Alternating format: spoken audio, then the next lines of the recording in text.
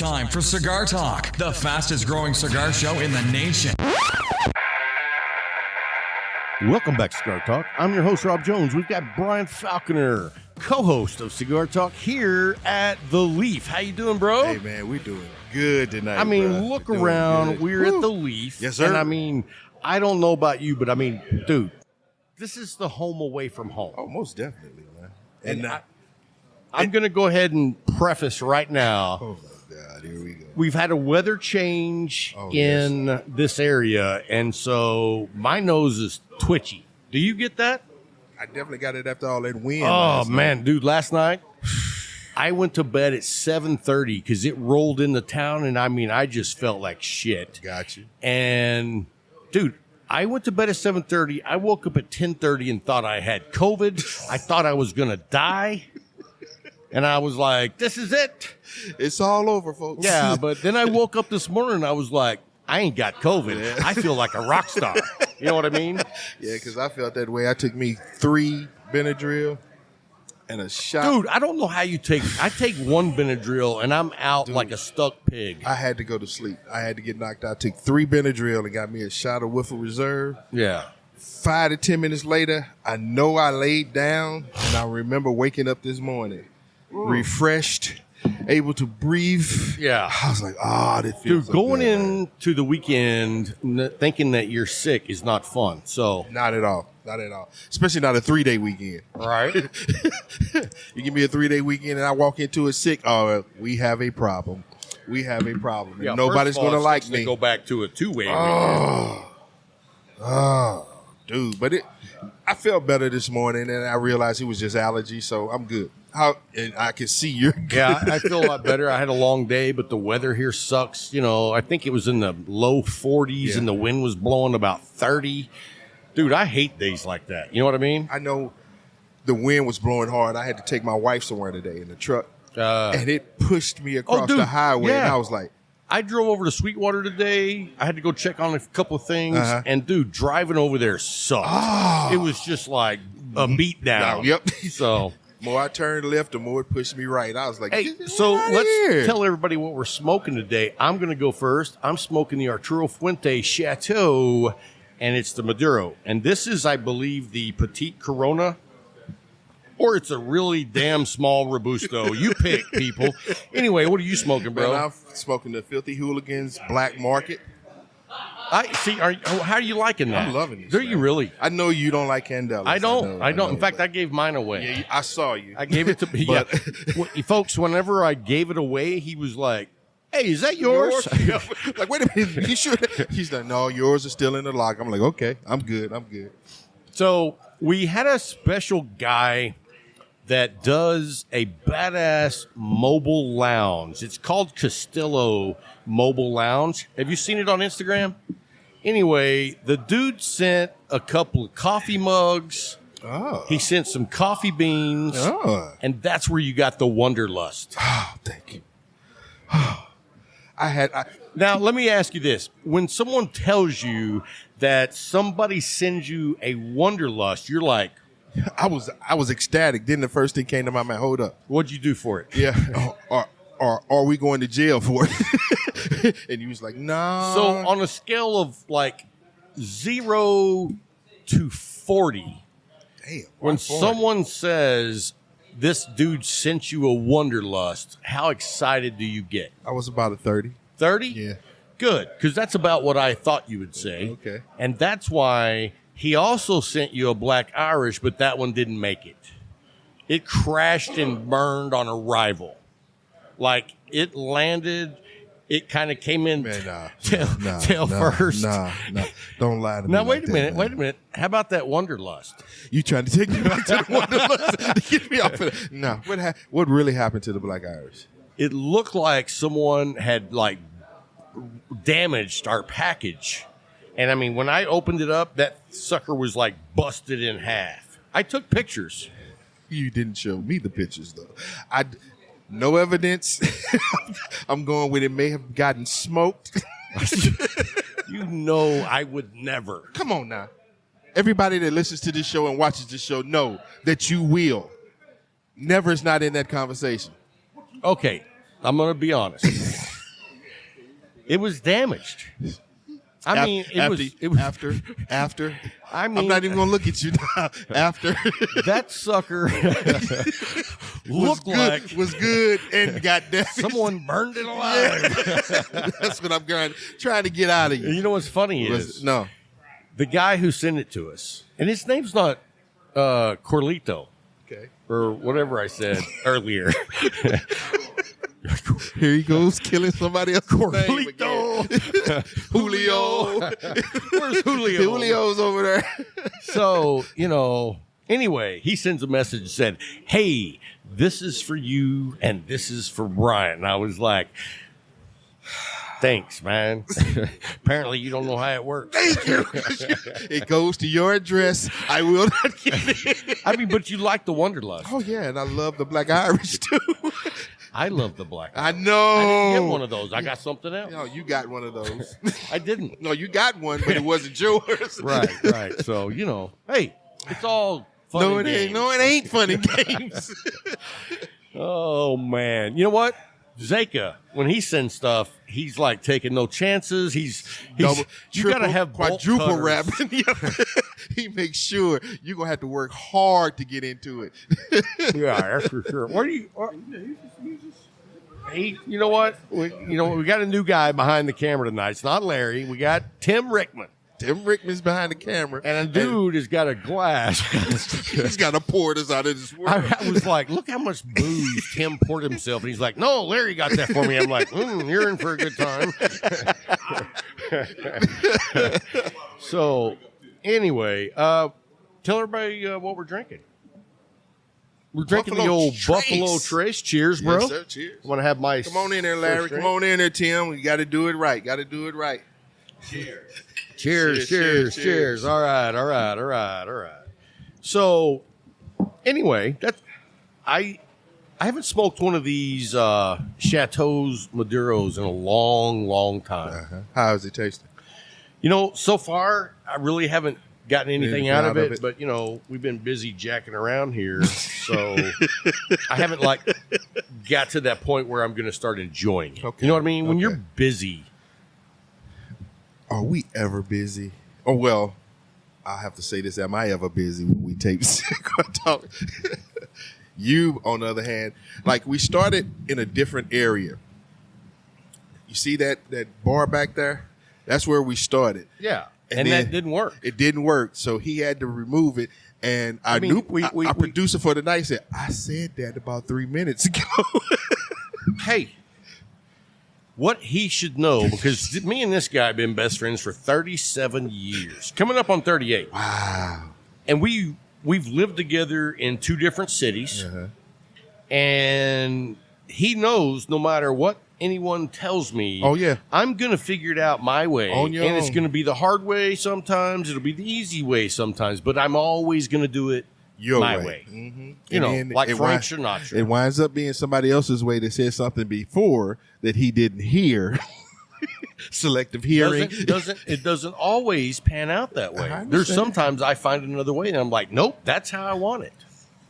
And you know what? That's how we're going to do it. Hey, look who just stopped in. We got J-Man. Hey, what's going on? He's got the wrong glasses on. Hey. He's got the wrong glasses on. When do you want... Matt was wondering when you wanted him on. It'll probably be about 15 minutes, 20 minutes.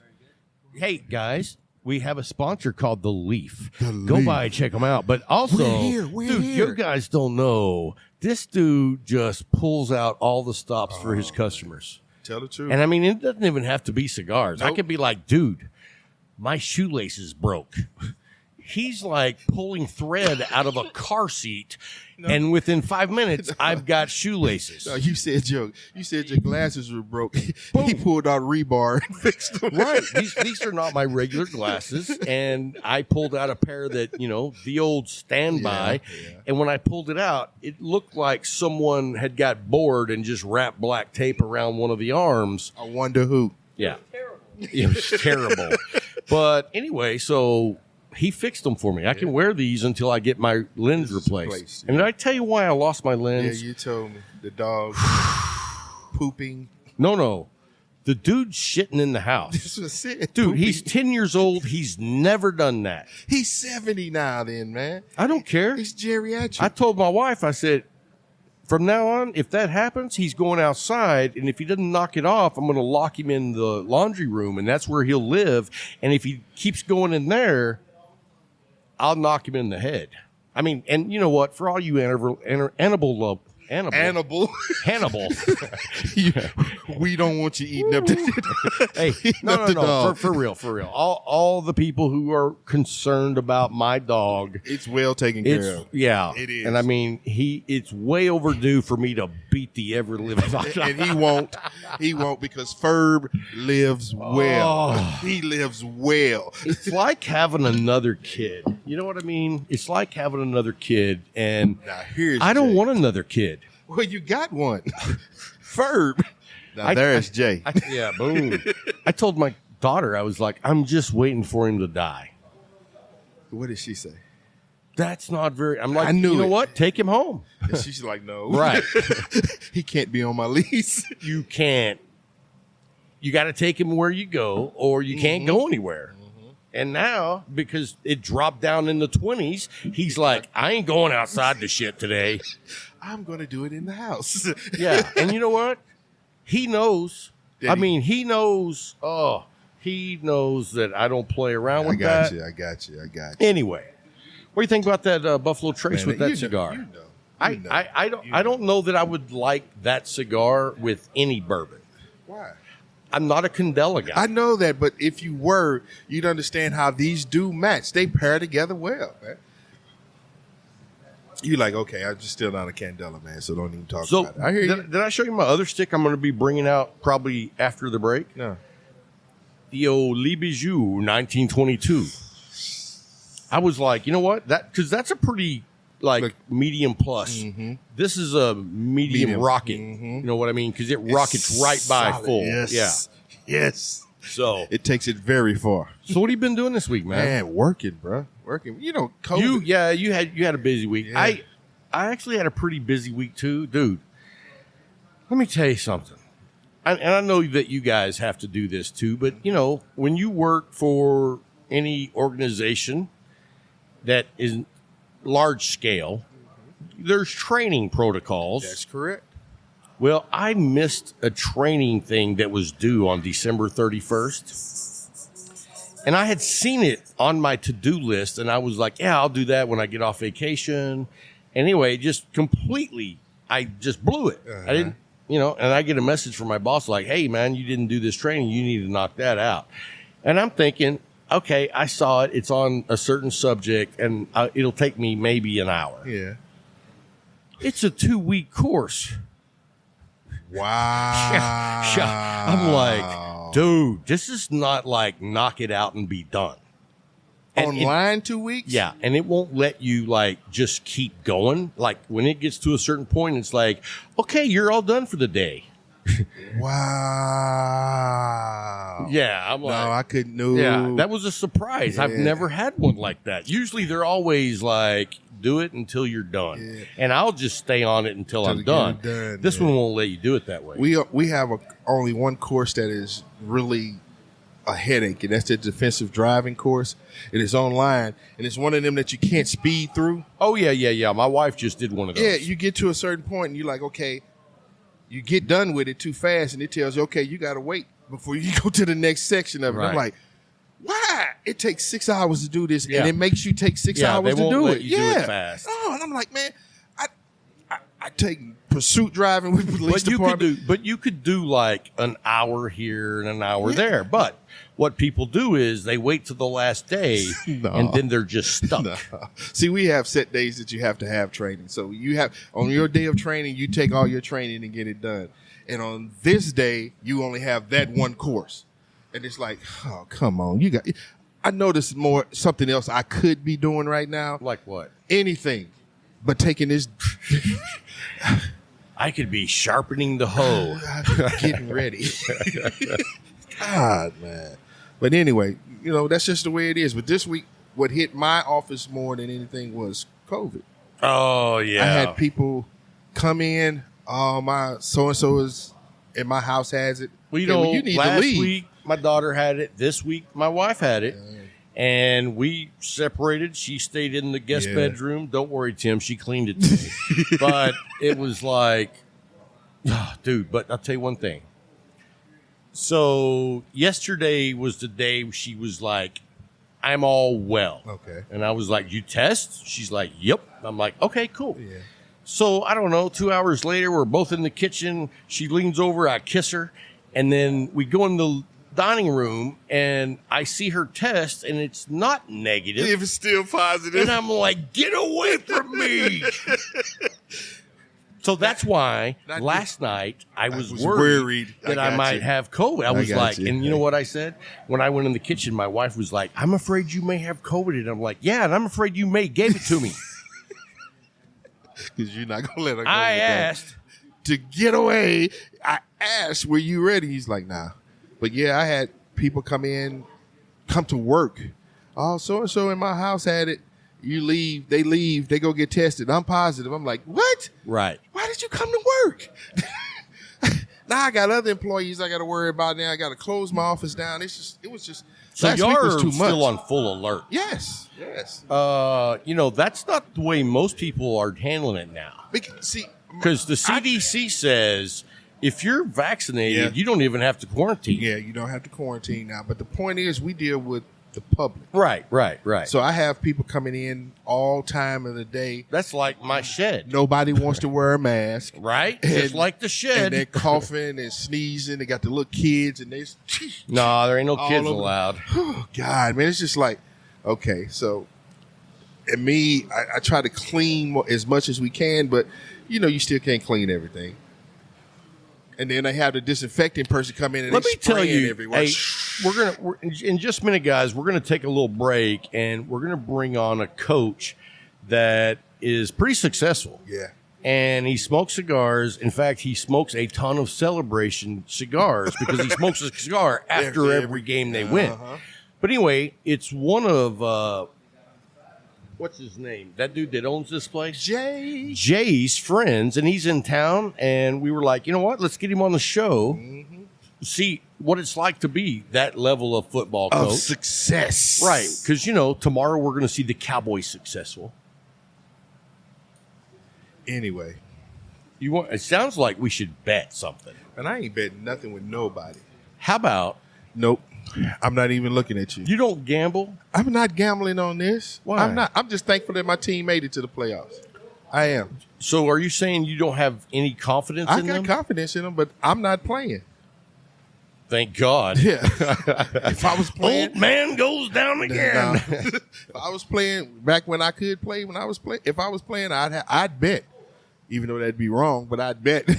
But nah, I don't put my trust in other people. I think they call that Pete Rose. Yeah, they do. But I don't put my trust in other people like that. I don't. Because they will let you down. You're not putting trust in them. Yes, You're gambling. And I'm putting trust in them that I'm going to get my money and yours. Not you get my money and keep yours. No. All right. So I was going to bet you a Wonderlust. What, my Wonderlust? You gonna bet me my Wonderlust that was sent to me and given to me that I haven't even had yet? How is that a bet? Answer that. How is that a bet? Sounds like a win-win. Yeah, for you. Just like the Black Irish. Hody-o. No. So anyway, what I was going to say is, before we jump into our little break here, I wanted to ask you, are you aware that I think at the very first of the year we were joking, but we said we should have everybody make a top 10 list of who's going to die this year and send it to us? I wasn't joking. I wasn't in it. That was you. Maybe that was me. It was you. Ain't no maybe to that. Just put it was you. Did you know we got one? You have got to be kidding. Well, Big Adam. I was Big Adam. say, knowing the And light 'em up crew. Dude, and I'll tell you what, I don't think he's got any right so far because we have been dropping flies. Yeah. I mean, but his list is really good. How can a list of people that's going to die be really good? It's not a list of they're gonna die. It's you guessing that they're probably going to die. That's what you're doing. All right, let me tell you who's on the list that I would be super sad. I don't know all of them, but this one. Who? Willie Nelson. Dude's, I think, 99. He's in his 90s. Or 999. I don't remember. But he's up there. That's because of the weed. He's preserved. So, but like Sidney Poitier's gone. Yeah, Some other dude. Bob Saget. Saget. Yep. Were you a Bob Saget fan? I was. My kids were young enough in that time that they wanted to watch that show all the time, so I watched it. Well, you know he was a stand-up. Yeah, he was a stand-up Did comedian. you ever see a stand-up? I've seen a few, because I watch comedians. You know, he's not PG. No. In fact, some. And that's what blew people's mind. Right. You go from Full House to Red Fox. And people are like, whoa, wait a minute. Here's the thing. He was real cool with Dave Chappelle. And he In sent, fact, he helped him put together the Cornfield videos. with Jones. And he sent him a text 2 days before he passed. And Dave said he didn't look at the text. And then he passed. He went back and looked at it. He said he felt so bad because he didn't get a chance to answer. Right. But, dude, I'll tell you what. I was talking to my wife about this, and she's read up on the whole passing of Bob Saget. And apparently he just started something new stand-up. And Because he was out on tour. when he was passed. so pumped. He was texting all these people like, man, I feel 20 years younger and I'm on top of the world. This is where I want to be. Being out with the people again, you know, just going on.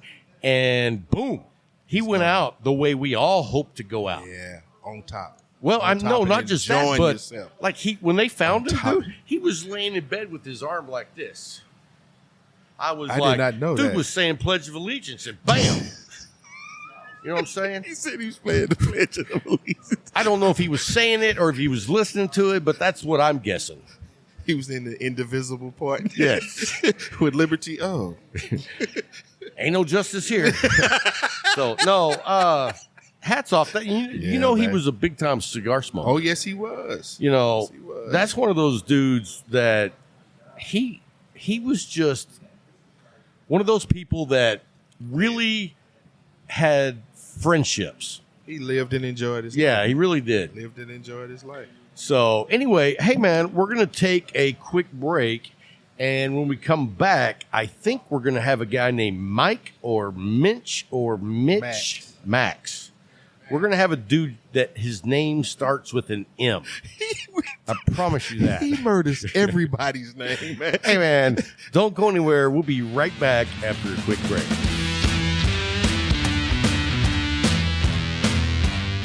Hey, guys, thanks for hanging through the break. We have the letter M here with us.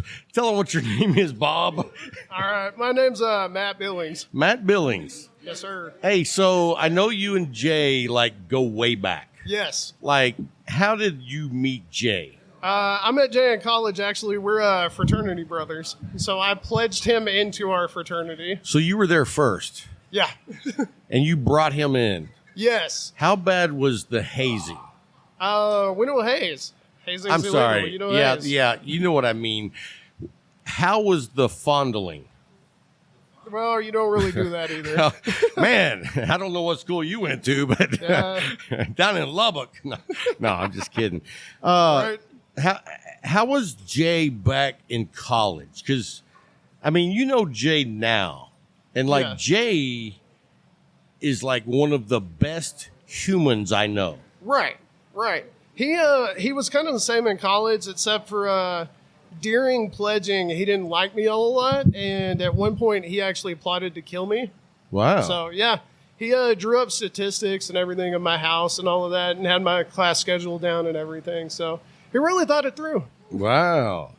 And I'll say that. Jay's a planner, so that's always a thing. That's true, for sure. So, but no, I mean, dude, like Jay runs the Leaf a certain way, and that way is because that's who he is. Exactly. You know what I mean? I mean, Yeah. I when I say I don't know a nicer guy, I'm 100% being true. Oh, for sure. Like, he makes me feel almost guilty for how I am, but then I don't give a shit. So, But no, that dude, like he inspires you to be a better guy. Right, most definitely. And so, so you got out of college and then you ran off and decided to coach football. Yes. How was that? It's good. I've been coaching for 14 years. And At the same place? No, 5 years at the current school that I'm at. Okay. Are you Yeah. allowed to say where that is? Probably not. Okay, but... fair enough. You don't know where I'm going to take you, so that's probably a good move. So what level are you coaching? 4A. 4A Division I. We actually played in the state semifinals this year. Nice. Yeah, it was the furthest that our program's gone in the school's history. So, Wow. yeah. So they're like, hey, we're going to let you stick around. Yeah. Now, what do you coach? I coach defensive tackles. Okay. Yeah. So, like, do you have, like, big dudes, strong dudes, or fast dudes? I had the two biggest, strongest guys on the team. Wow. It made my job a whole lot easier. I didn't have to do a whole lot. Seniors? Yeah. So now what are you going to do? I've got a good group of younger guys coming up that are also pretty good size. They're not, exactly the same as what I'm having graduate, but, we'll get there for sure.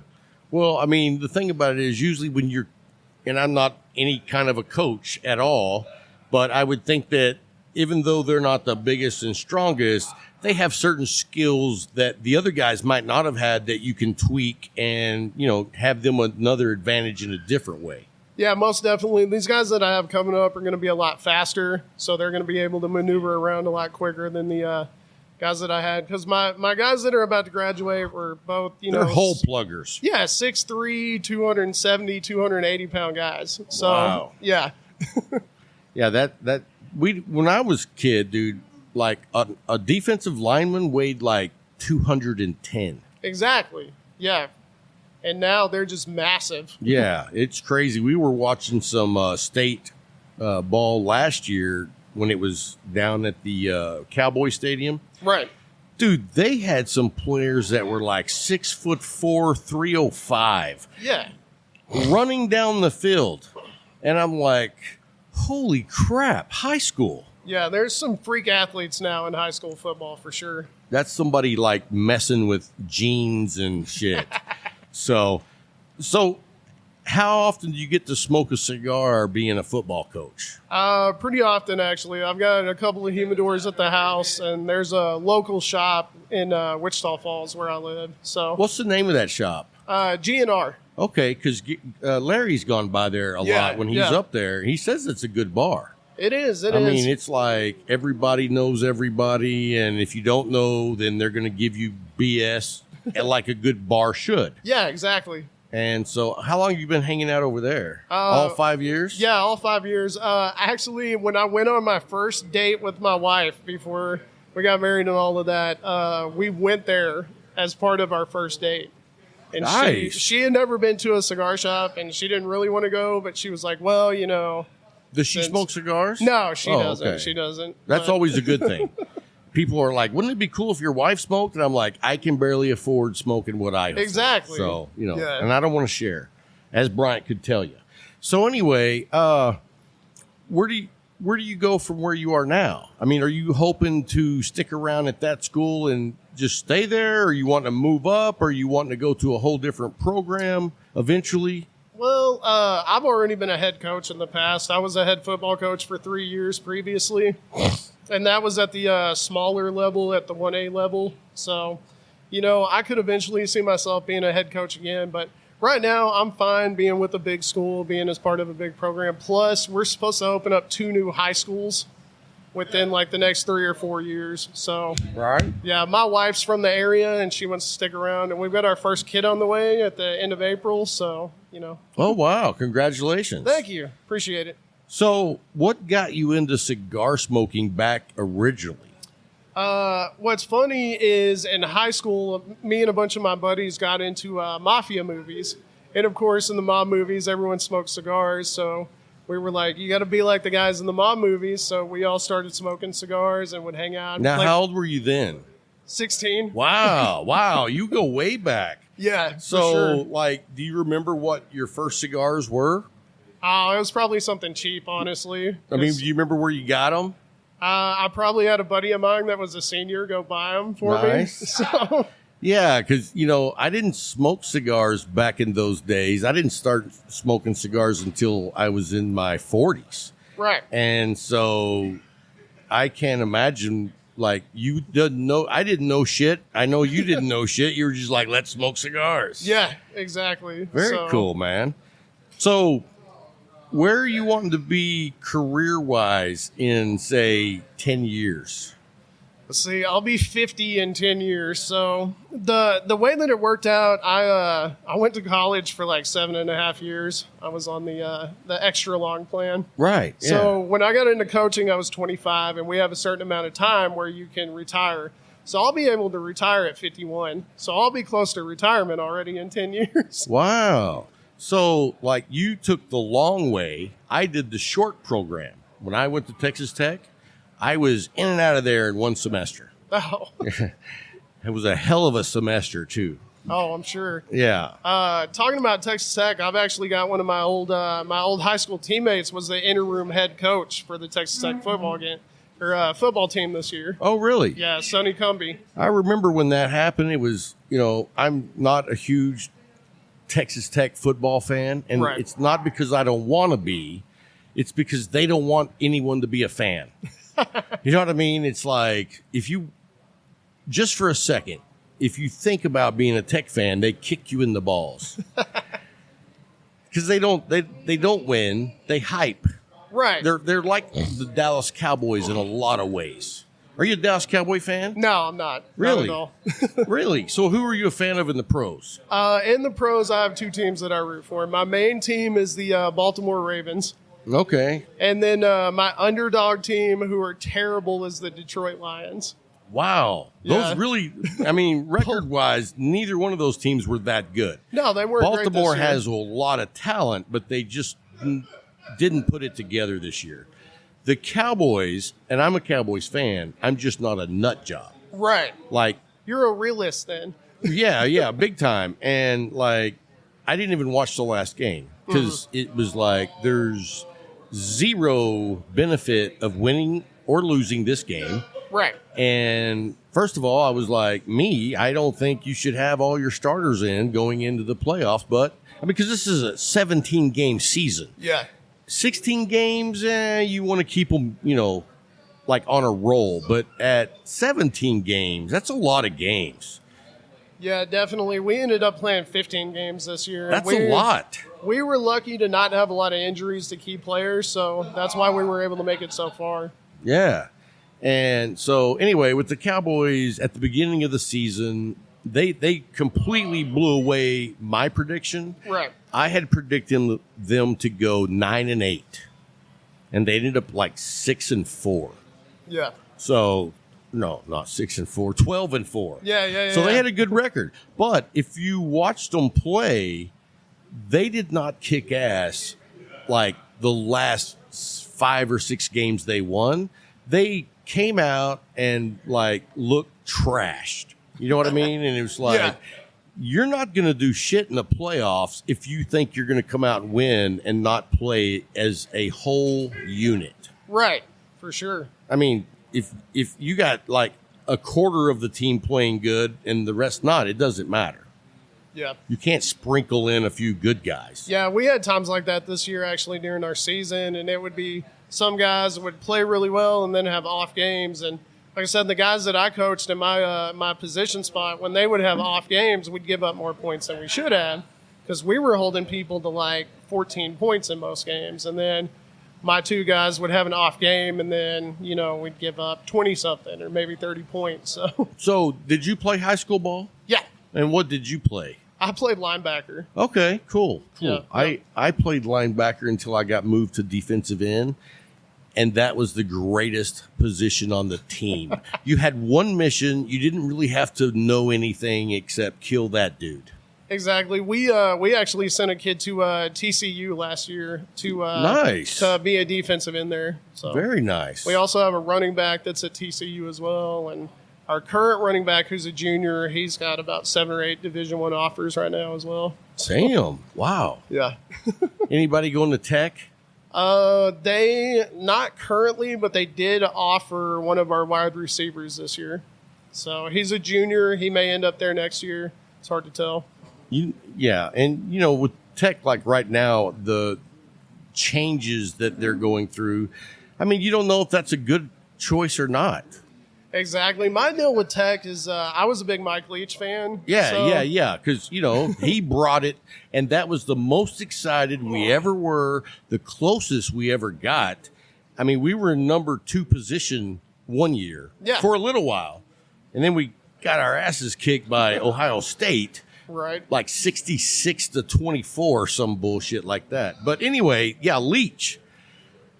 I mean, Texas Tech politics are the worst.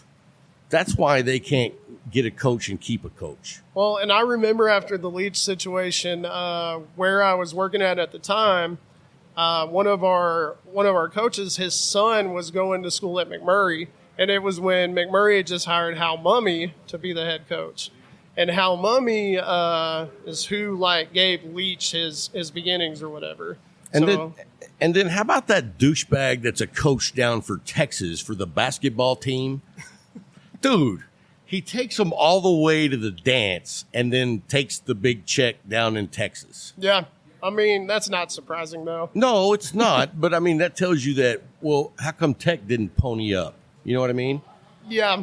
When you make it to the dance, you pony up whatever it takes.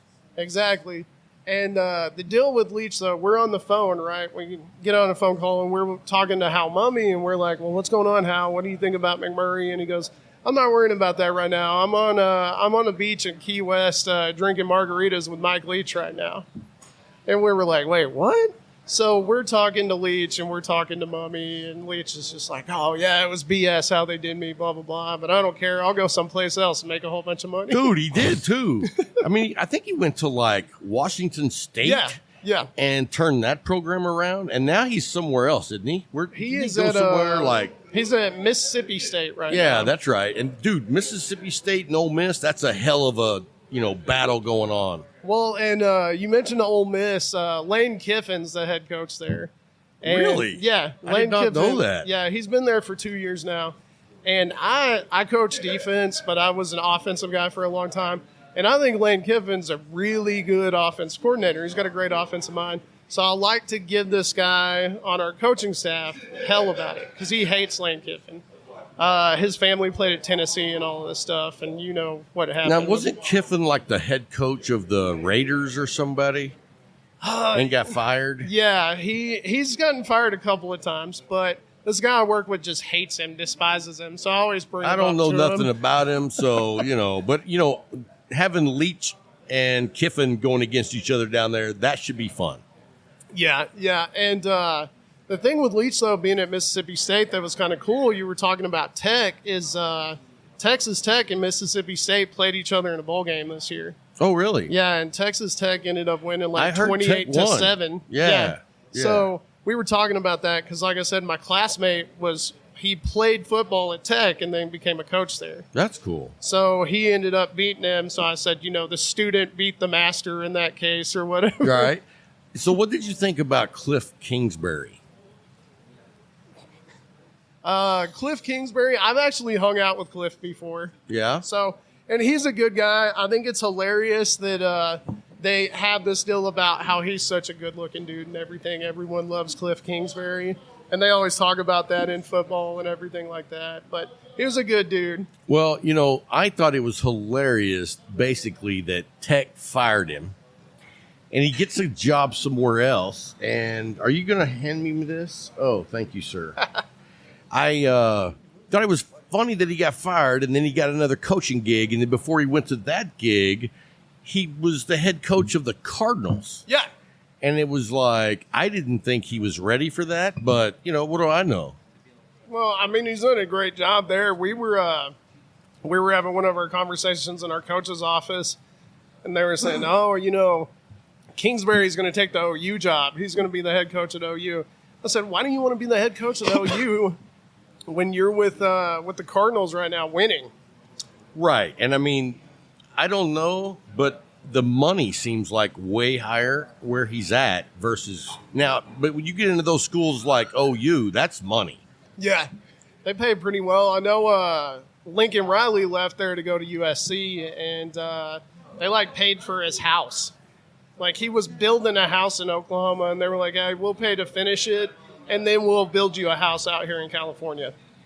So, I mean, That's more money than I have. yeah, way more money than I'll ever have, most likely. Yeah. So how often do you come down here and hang out with old Jay? A couple of times a year. I stay busy. Like with football, we started football in August, and then we played until mid-December. And then when do y'all crank back up? We'll start up probably around March is when we'll start working spring stuff. And then when the season's going, like, how much time do coaches at that level, like, are y'all there from 5 in the morning till 10 o'clock at night?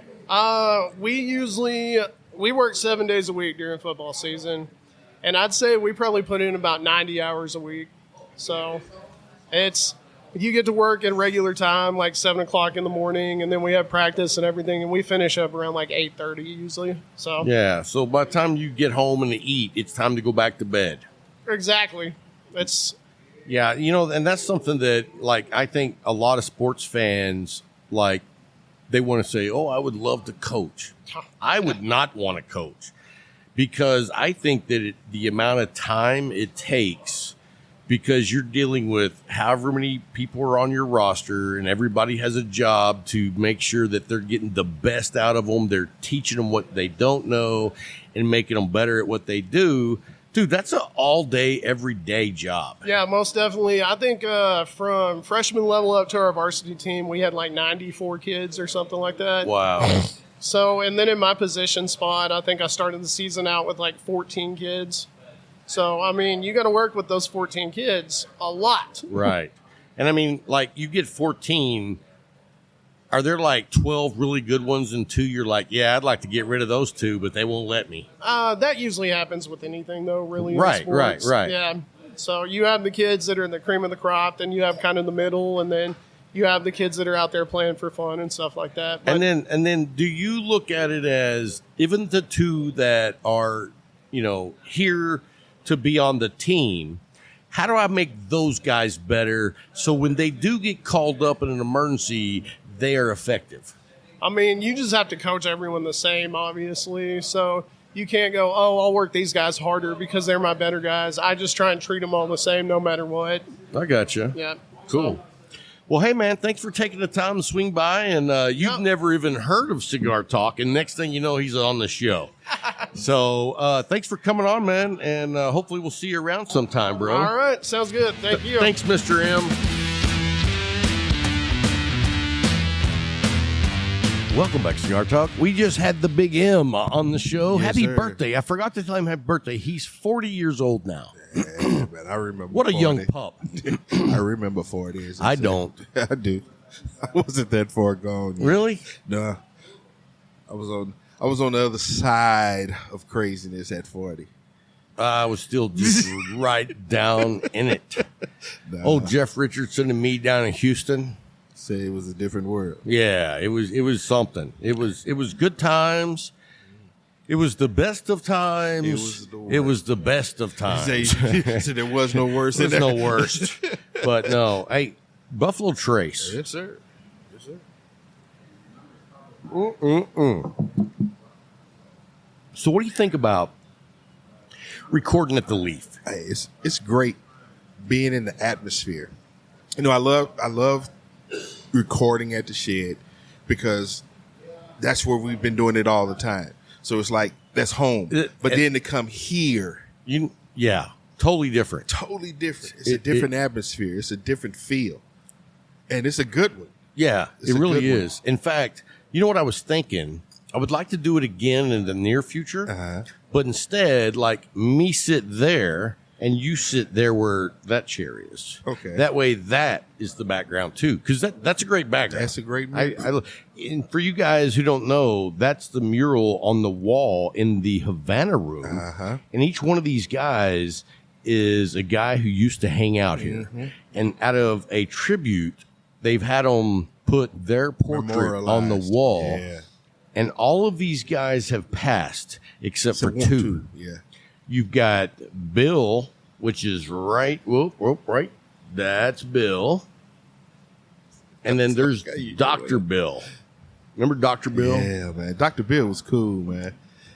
He was probably one of the nicest guys I've ever met. I loved him, man, because every time I saw him, he'd say, you staying out of trouble? Yes, sir. I'm staying out of trouble. And he always had something good to say. And I'm a shoes and socks man. I'm a dresser. And he always had a wild pair of socks on. Every time. Yeah. It didn't matter if he was in tennis shoes or hard bottoms. He had a wild pair of socks on, man. I was going to say, he could be in slacks or he could be in sweats. And he did have a wild pair of socks on, always man. like bright yellow, neon green. Faces, smiley face. It was always something. Whenever I walked in and I saw him, I always looked down to see what socks he had on. And it was just, man, he was a joy around this place, man. He really was, man. I miss him. Yeah. I mean, there's certain brothers of the Leaf that, I mean, you just will never forget. Nope. And I'll never forget Dr. Bill. No, not at all. Dude, I'll tell you what you missed out on early on today. I know you had errands to run with the missus, but hanging out with Bill and Ed. Yeah.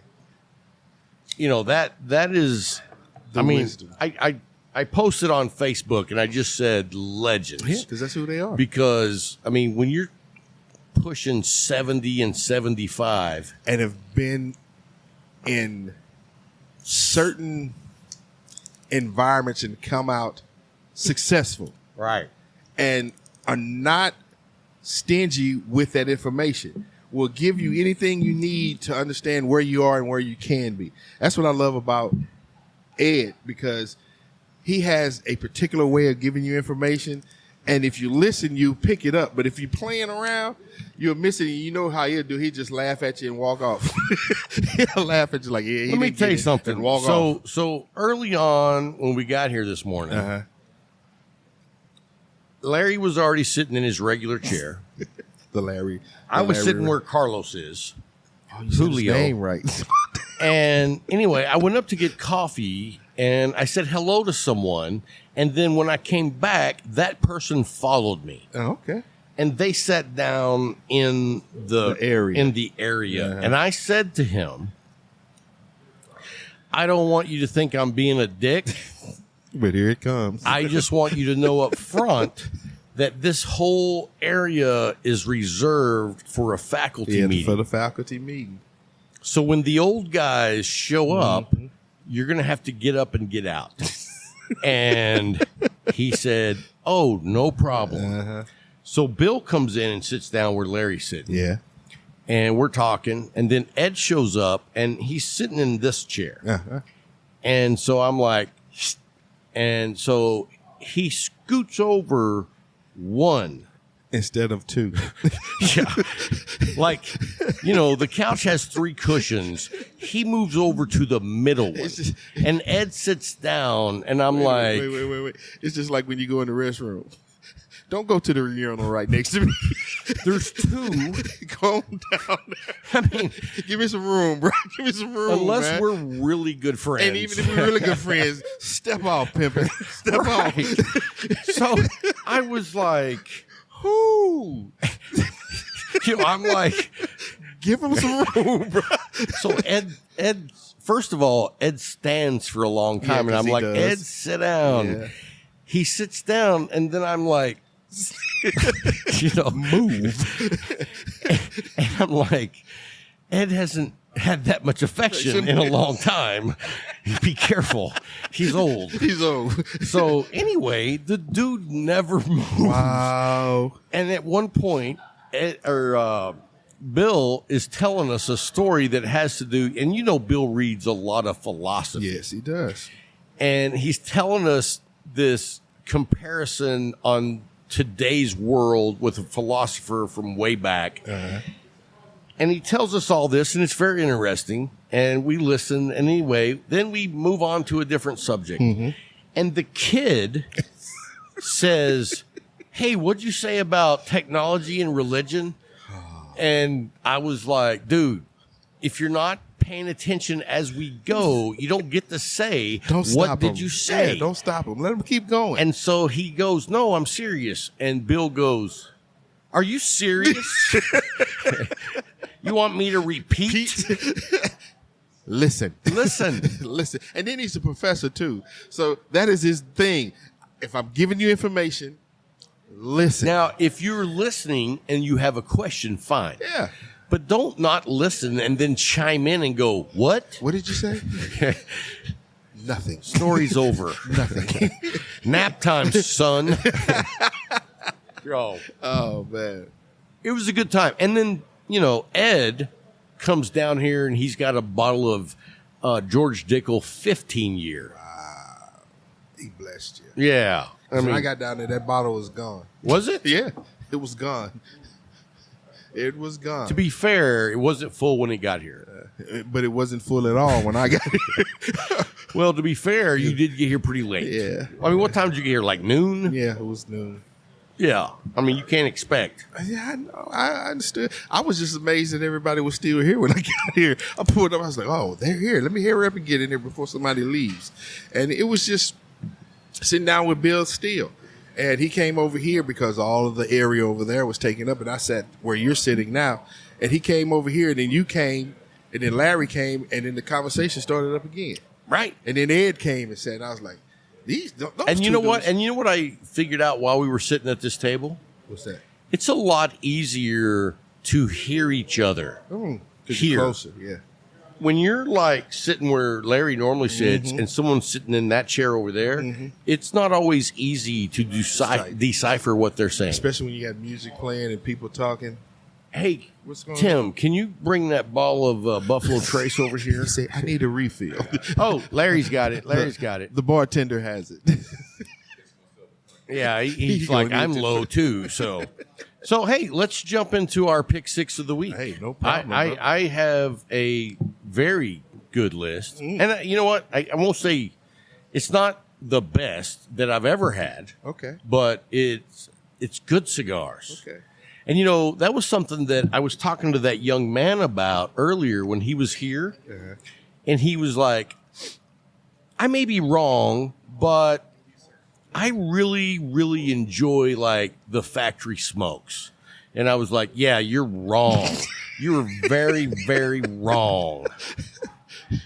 And he was like, but when you're, No. doing some activity and, it's not important that the cigar make it through. And I'm like, I don't smoke cigars like that. No, me I want neither. every cigar to be good. No matter what. No matter what the situation, I it has to don't be a want good a stick. cigar that's like, I can tolerate it.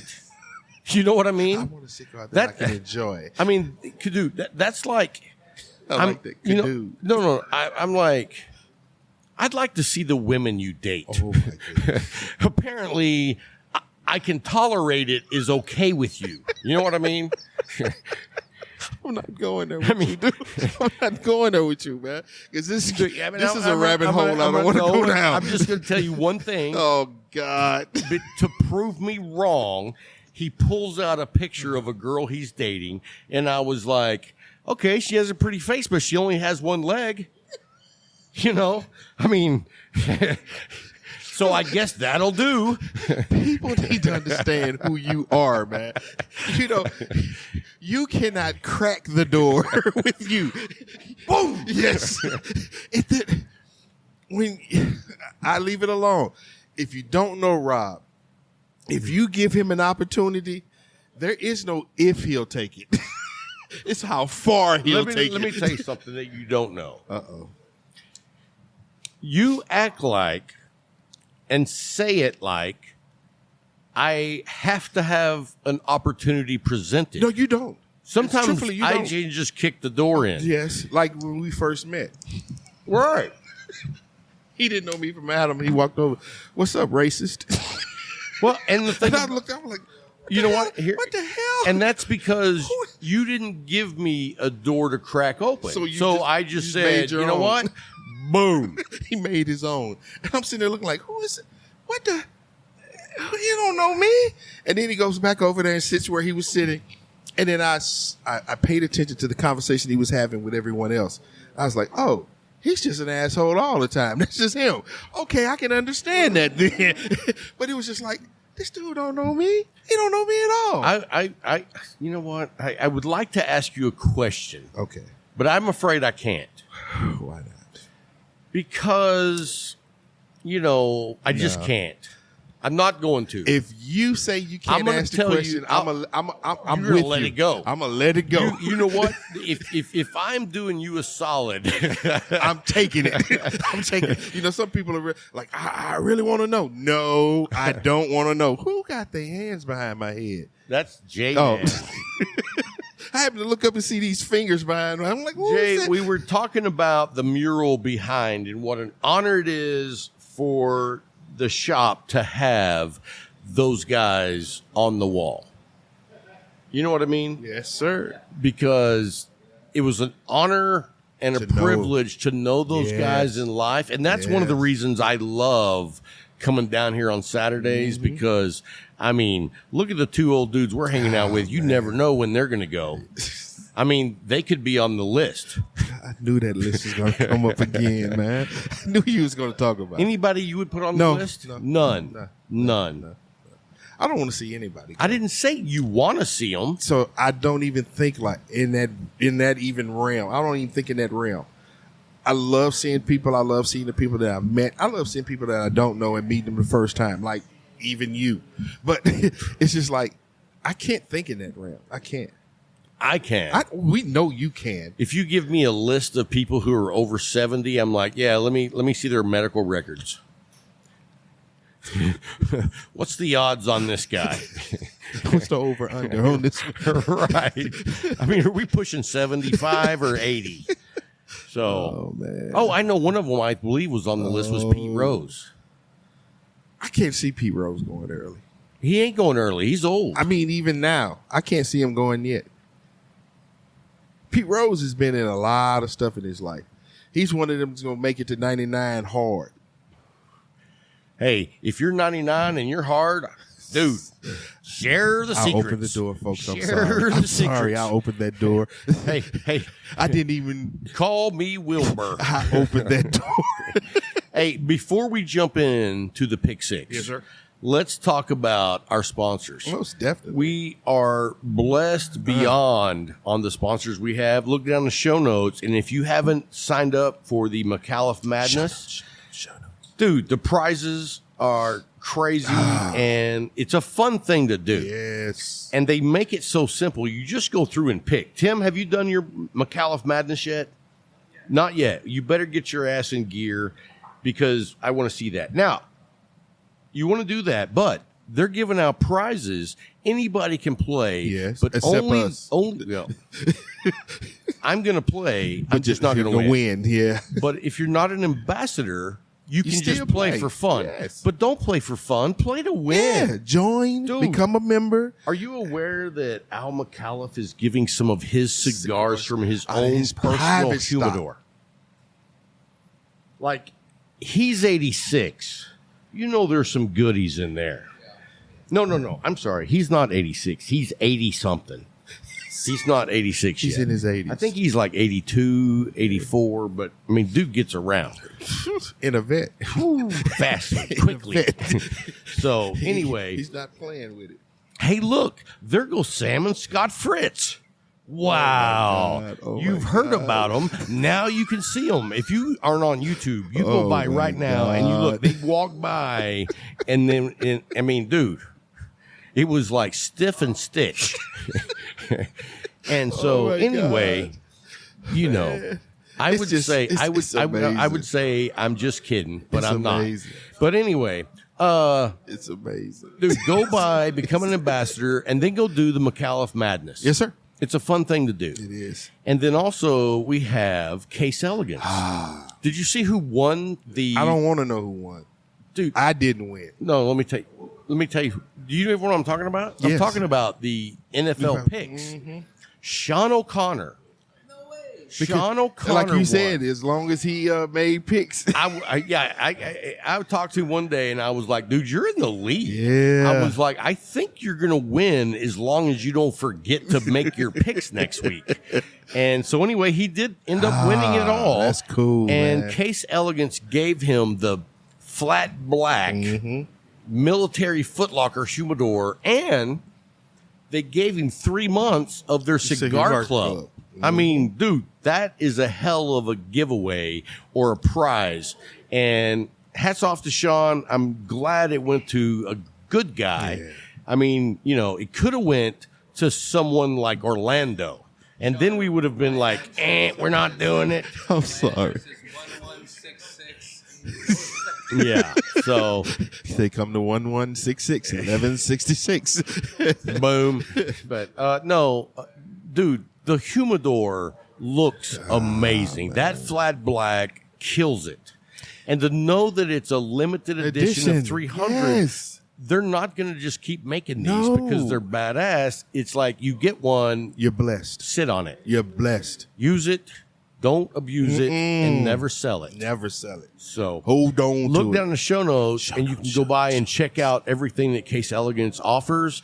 They've got the green, the military The one I flat have, green, which is yes. amazing. Yes. And then they also have the travel humidor. They have cutters. They have lighters. Lighters. They have everything. Yes, sir. Look down the show notes. Click on the link. Go by and see what they have. Support the people who support us. Yes. And so then that also brings us up to Case. No, I already did Case. Yes. Let Tabanero, me. I'm gonna get one more drink. Tabanero. I'm gonna have one more drink. Tabanero.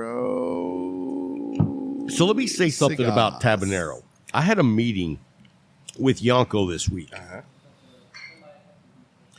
and I don't know that Yonko understands the level of love I have for his cigars. You know what I mean? I understand. Totally. Like, he always says, thank you so much, you know, that I'm humbled. Thank you. And I'm like, no. You don't understand. It's a different level, bro. When you come to the Havana Room, do you know how many people are smoking Tabanero? 90%. And the people who haven't, I go in the humidor and I buy them. one and give it to them. I'm like, dude, you got to try this stick. yes, because yes. that's how good it is to me. Tabaneros, you are the one that introduced them to me. It is a great stick, man. I haven't had one yet. Construction-wise, that was an issue. Flavor, Preach I it. mean, Preach flavor. it. 'Cause let me tell you taste-wise, something. Let me tell you the something. entire every stick I've tasted from Tabanero has hit the mark each time. And let me tell you something. So there's a guy up in Colorado, and he's always sending me pictures of cigars that I should try. And when I get around to them, I do. Some of them I've already tried, and some of them hopefully I'll get to try. But the dude ordered some Tabanero, and he smoked them and said they were good. Well, I talked to him about maybe a week ago. And he goes, yeah, I'm not smoking the Tabanero. I on a 5-pack, like 4 of them blew up on me. And I was like, let me tell you something. I have smoked 12 boxes of Tabaneros. He's And if not I lying. haven't, and if it wasn't me directly smoking them, it was somebody in the shed. And in 12 boxes, I had one that the draw was semi-tight, not too tight, but tighter than perfection. And that's what they have gotten me used to. Yeah. And so I that's was what you like, accepted. I was like, that's not the norm. You know what I mean? And I still smoked it. It wasn't like plugged, but it was one of those things where I was like, okay, you know, there's one out of 12 boxes. And then so someone tells me they had 4 out of 5 That- blow up. I don't know. You know what? I need told, evidence. I told Brian that, and you know Brian has Yeah. been on Tabanero almost as much as I have, Yeah. and he said that dude's full of shit. That's all there is to it. It's true. It's true. Because I have Look, never, the dynamic duo of Sam and Scott have left the building. Oh my God. He would not let that go, So, folks. no, He I would won't not let that go. Which one's Moni and which one's Pony? So anyway, let's do our Pick six. And guys, look down in the show notes. I went by Tabanero's website yesterday, and I was like, dude, there's a ton of cigars that they have I haven't smoked yet. Yeah. Sam, who bought 2 handles of Old Forester, said he was going to bring up a bottle yesterday and today, and Larry has passed on the note, which I don't know if you can read that, and says, again, he did not bring the bourbon. So that's why Sam can suck it. Thank you. Anyway, we're going to get on with our the pick show. six. But no, you know what? Before we leave on Tabanero, Okay. I looked, and they have a lot of cigars I haven't tried yet. Mm-hmm. And it's hard for me to get off from the Sun-Growns and the Connecticut's because they're so good. I got you. It's like it's hard for me to move on. I got you. But I'm going to this year. You're going to take that ride. I did. Okay. And just so you guys know, Tabanero has decided that we're going to strengthen the partnership with Cigar Talk Yes. and Tabanero, and they have signed up to be with us for the next 12 months. 12 and we're months. thankful for that. Oh, most definitely. And when you partner up with a guy that has the passion and the credibility that the Yanko Yanko, does, yes. the guys over at McAuliffe, they do, the guys over at Case Elegance, and then, I mean, Jay, dude, if you want cigars, look in the show notes, call the number, and he will set you up with anything that we talk about. Oh, most definitely. You know what I mean? And we'll make it nice for you. Like you may have a present there. And if you're a Patreon member, tell him you're a Patreon member. He gives you 10% off. Yes. So or free shipping. Or free shipping. One of the two. Mm-hmm. I don't remember which, but It's they the give free you shipping. something. Yeah, the free shipping to all Patreon members. And let's go ahead and say thank you to all of our Patreon members. Most definitely, man. I mean, we have a community like no other. And, Tim's raising his hand. Me. and I don't even know if you know this, but one of our Discord guys got jerked around by his current employer at the time and a future employer coming up. And the whole scenario put the dude out of work for like 6 weeks. You know what I mean? No money coming in. Yeah. Dude, do you know I sent private messages to a majority of the Discord brothers and said, hey, man, if we can help this guy out, let's do it. And if we can't, I understand. No worries if you can't. And do you know that I sent him $676? That's a blessing, man. And that's that community. That's that community. Is the community. Yeah, that's that community. If you're not part of our Discord server, don't come in thinking we're going to send you $600, okay? But you're going to be part of a community that cares for one another. Yes. That you build a bond with over simple things. Yes. It might be the cigars. It might be the bourbon. It might be just conversation. Yep. What's going on? Mm-hmm. Dude, we get to know those people all over the world.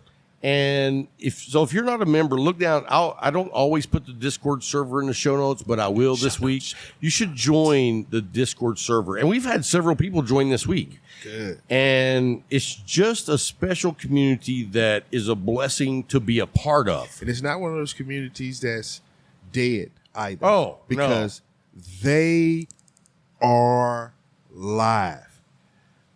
I have to turn my phone off at work because it's forever going off with the Discord. Well, I'm like, this is not just 1 or 2 days. This is every day. You know, Jack, every 7 days a week. Yes. And the funny thing is, like, when I get on at 6:30 in the morning, 7, dude, they've been talking for 2 hours.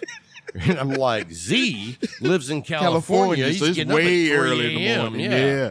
But, I always read back through the conversations and, just getting to know people where they are right now. Mm-hmm. What's going on in their life. Yes, what that level and is. I enjoy all things about people. And anyway, if you want to join the Discord server, I'll have a show notes link down in the bottom. So go by, check it out, join up. And if you're easily offended, it's Don't probably join. not your thing. Don't join. I'm telling you not, don't join. Yeah. It gets live. It gets live. It's rough. Yes, sir. sometimes. On everybody. Right. Me So- and Rob both. So anyway, let's jump into the pick six Yes, before sir. we go. Who's going first? I'll let you go first. Most definitely. Okay. My number 3 for the week was the Monte Cristo Epic Blue Toro. I don't think I've ever smoked that You cigar. haven't. You haven't. Because it said Monte Cristo. That's why. Well, you never smoked it. let me tell you something. Earlier this week, I was here at the Leaf, and a woman come in, and she was buying her husband some cigars for his 75th birthday. Okay. And being the good Samaritan that I am, I was like, "Ma'am, let me help you out," because she didn't know anything about cigars. Gotcha. And anyway, I took her in a humidor and I started showing her some cigars that I thought, 75 years old. I asked what he smoked, and he smoked some darker Maduros and some different sticks. And so her brother-in-law sent a list of what he thought He would like. he would like. And it was Monte Cristo, Romeo and Julieta, and Macanudo, and Cohiba. And I was like, all of those. let me help you. Let me get your guy some real sticks. Go down to okay? boutique Yeah. aisle. So, of course, a Monte Cristo. I mean, not a Monte Cristo, a Tabanero. Tabanero. I was like that. And then I got her a Medallia. I was like, Good those choice. 2 sticks right Yeah, there good choice. is going to be a good birthday. Good choice. And then we went back down and we picked out the Romeo and Julieta, the only one that I like, and that is the Nicaraguan, which is the blue band.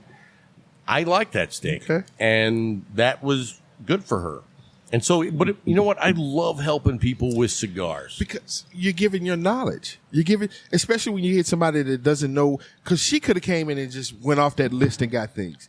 But you're giving her something to give her husband that is I said, a true gift. does your brother-in-law smoke cigars? And she's he's like, no. He's And I was just pulling like, the list. yeah, I mean, he probably Googled cigars. Yeah, and that's just what he that was said. the top ones that came up. Yeah. So, what's number 2? Number 2, I smoked my Arganosa Leaf Anniversario. Is that the silver? Yes, with the. I with have that not long- smoked mine yet. You're gonna enjoy it. Okay. You're gonna enjoy it. Okay. You're gonna enjoy it.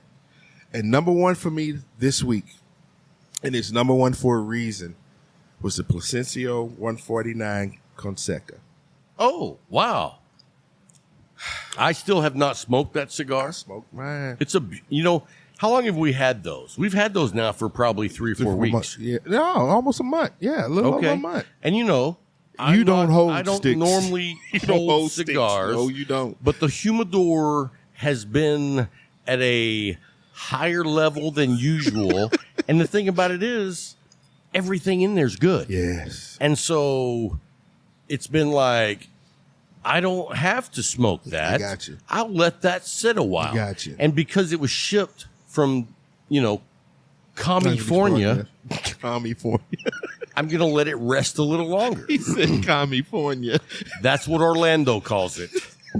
Hey, hats off to Orlando. He's now in the business of buying a house. Here's to Orlando. Good luck, brother. I just made that trip. And in today's market, whew, And buying a house is a pain in the ass. oh, it is. It's is. like, you know what? How about this? Make it like buying a car. You know what I mean? Do we have to do all that paperwork? It is a man. My wife was tripped. She said, "We got to sign." I said, "Yeah."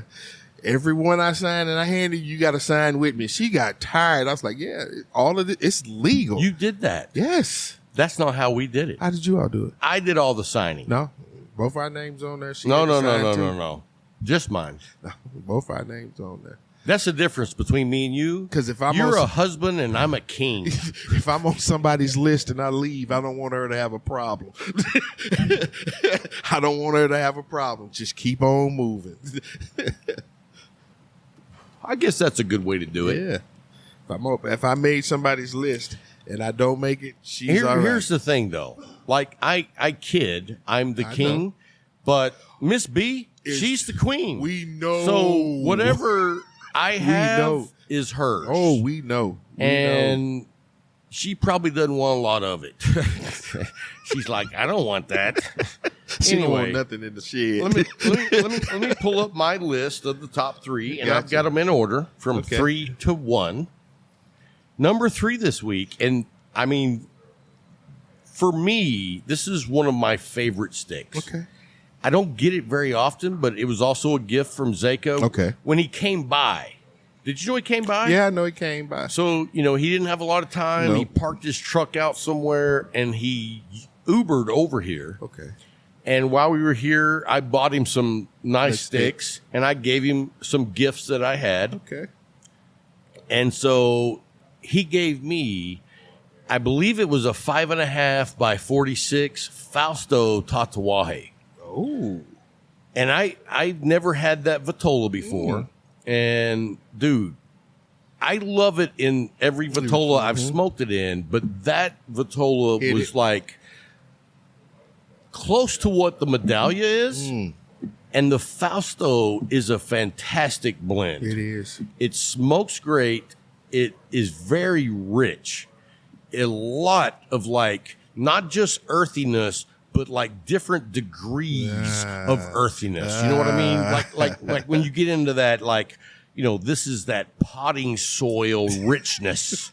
So, I dig that. It's wild to hear him say things like that because we know how big of a butthole you are. To hear you go refined. I don't do refined very often. No. You know what? I got a message from one of the people that's going to TPE. And they were like, hey, people dress up here. You don't want you showing up in shorts and flip-flops. I said, thanks. Yeah, I'm still going to be me. I know I normally wear T-shirts, shorts, and flip-flops, but I know how to, step it up a notch. Yep. And they said, you should step it up 2 notches. And I was like, I was gonna. So, you know what? I'm excited about TPE. Okay. We'll have one more show Before? and then we'll go to TPE. Tim's going in your spot because you don't fly. Nope. I'm like John Madden. No, you're not dead. No, I'm talking about I'm not flying. So, and I don't remember. Did John Madden die this year or last year? Last year. It was last year? Okay. So, last month. Well, yeah, that was last year. Thanks, Tim. He's on it. You see, people, he's that asshole for real. It doesn't matter. Even to his friends. Even to his best friend. 30-something years. That's a good friend. Oh, heck yeah. Especially stay around you that long. To know you from the wild days to the semi-wild now. When he was talking to Ed earlier today, Ed was like, you're going to Vegas with Rob. And he was like, dude, Rob has scared the shit out of me before. And I was like, I don't remember. Yeah, you don't. So, because you're just being you. But I'm excited because we're going to try to do a lot of interviews. And we're going to do some that just go out right away. We're going to do some that are streamed live. Okay. The streaming live, I haven't decided, but I think it's going to be on like Facebook. No. YouTube Okay. and Twitch. Okay. I don't know if anybody on Twitch will show because, Cigar Talk and Twitch, nobody knows us. Yeah. But it's a different demographic. It is. It's like when I go on there and I'm chatting and people find out about Cigar Talk, they get interested. Because there's a lot of cigar smokers on Twitch, but there's no cigar media there. And I'm like, we're the first. we're not the first. But I understand. But what you're saying. I think that it's like a place that we should make a commitment to, and even if it's not very often, we should at least say hey to those guys. Got you. And just see what happens. Can only go up. When you're at the bottom, you can only go up. Tim is like giving me the peace sign, like I have forgot that I've only given one of my pick, 3. He noticed that you haven't hit the bottle again, so he's making sure. Oh, sorry. Is that what you were saying? No, he's saying number 2, but he's paying attention as a producer. He's like watching. Hey, I didn't know if he was holding up number 2 as in you got 2 more picks, or I need to head to the bathroom to do number 2. You know what I mean? So anyway, Here he goes, folks. let me tell you a little story back in the day that Tim was a part of. So for my brother's bachelor party, and my brother's 6 years younger than me, 7 years younger than Tim. We take him to like the skankiest strip club you could go to. I mean, like if you showed up in a bikini, people would have been throwing $20 bills at you. Okay? No, bro. It was bad. No, bro. And because my brother was a young, innocent young man, we sit him right at the stage. Oh, And it's my goodness. brother, it's me, and then it's Tim. And then some other guys we don't know. Tim goes, hey, man, I got to hit the John. What? Don't let anybody take my chair. And I'm like, okay, cool, man. So anyway, 2-Ton Tessie is on stage. The bar has been bent. You know what I mean? The pole is no longer connected at the ceiling. So anyway, this dude sitting on the other side of Tim's chair is slamming whiskey. And I think he's like 21, like his first time to ever be out drinking. And all of a sudden I hear the dude Ralph, right? And I look over and he's Ralphing in to Tim's chair. And I was Tim like, just dropped his head, folks. Dude, that's disgusting. Tim just dropped his head. And then I start talking to my brother. Tim comes bebopping back, jumps right over the back of the chair and sits right in it. I'm tripping off the way Tim looking over. And Tim says, we got to go. And I was like, dude, it's my brother's bachelor party. We just got here. Dude, I just sat and throw up. And I was like, sucks to be you. Tim probably says, this is my friend. 2 hours later, he's like, dude, my jeans are soaked through. He probably was itching and everything. They're warm. Between my jeans and the seat, no. I feel chunks. No. And he stayed there 2 hours with you. You know what? The problem was they didn't have Uber back then. We were the only ride, and it was my brother's bachelor party. You can't cut a bachelor party short because somebody sits in somebody else's throw up. Right? That was one of the most unenjoyable times Tim's ever had. And he's had a few with me. He looking at you like, ooh. I mean, Oh, my goodness. so, hey, and if you look down the show notes, there's pictures. Oh, my goodness, man. You know, Tim lived with me in St. Louis. Yeah, you told me. Ooh, boy. Back in the 90s, too. That's when St. Louis was something else, man. How many times did y'all go to Brooklyn? I don't know. We didn't keep count. Because Brooklyn is in Illinois, but it's a city that is all strip clubs. And dance pop, not That's pop the Sauget. Okay, You that's talking where Pops. we went. Pops, And Oz. yes. And then PTs. PTs, yeah. That was all right there together. So I don't know about Brooklyn. Oh my, that's But that's where the other PTs Okay, was. so two white boys cross the river. We come. I miss the on ramp. So you wound up in East St. Louis. I was in East St. Louis. Yeah. It was a Saturday night. Ooh. Like we pull up to a 4-way stop, and there Second are wrong thing. giant parking lots. Yep. And I want to say there's probably 500 to 700 people with cars parked. Yep. Music just bumping. People out everywhere drinking and whoever knows what. Yep. And I'm nervous. I'm For you to be nervous, people had, and that's the way St. Louis was back then. It was just like, dude, it was just the an news ongoing. every night was like another body found in East St. Louis this morning, and they were not happy when they died. So whenever we were over there, I'm like, we're lost. We need to get the hell out of here. Yeah. And so we pull up to a 4-way stop. Tim is hanging out the window going, "Hey!" And I'm like, shut the fuck up. I don't There it is. dude, I didn't even stop. I blew through the crossing and I was like, I'm out of here. And you know what? That was the safest thing you did because we don't stop at the stop sign. You get a certain time at night, and even as a cop, when I see people coming in certain areas, and they would come and they didn't stop, I didn't pull them over because I knew they knew the routine. Keep going. My mindset was, if we get pulled over, that's a good thing. That's a good thing. Can you help me get across the river? Because that's the first thing they're going to ask you. Okay, what you here for? And if you don't say, I'm going home. I want to go home. Okay, yeah, you need to get right back here and go do this. So, Right.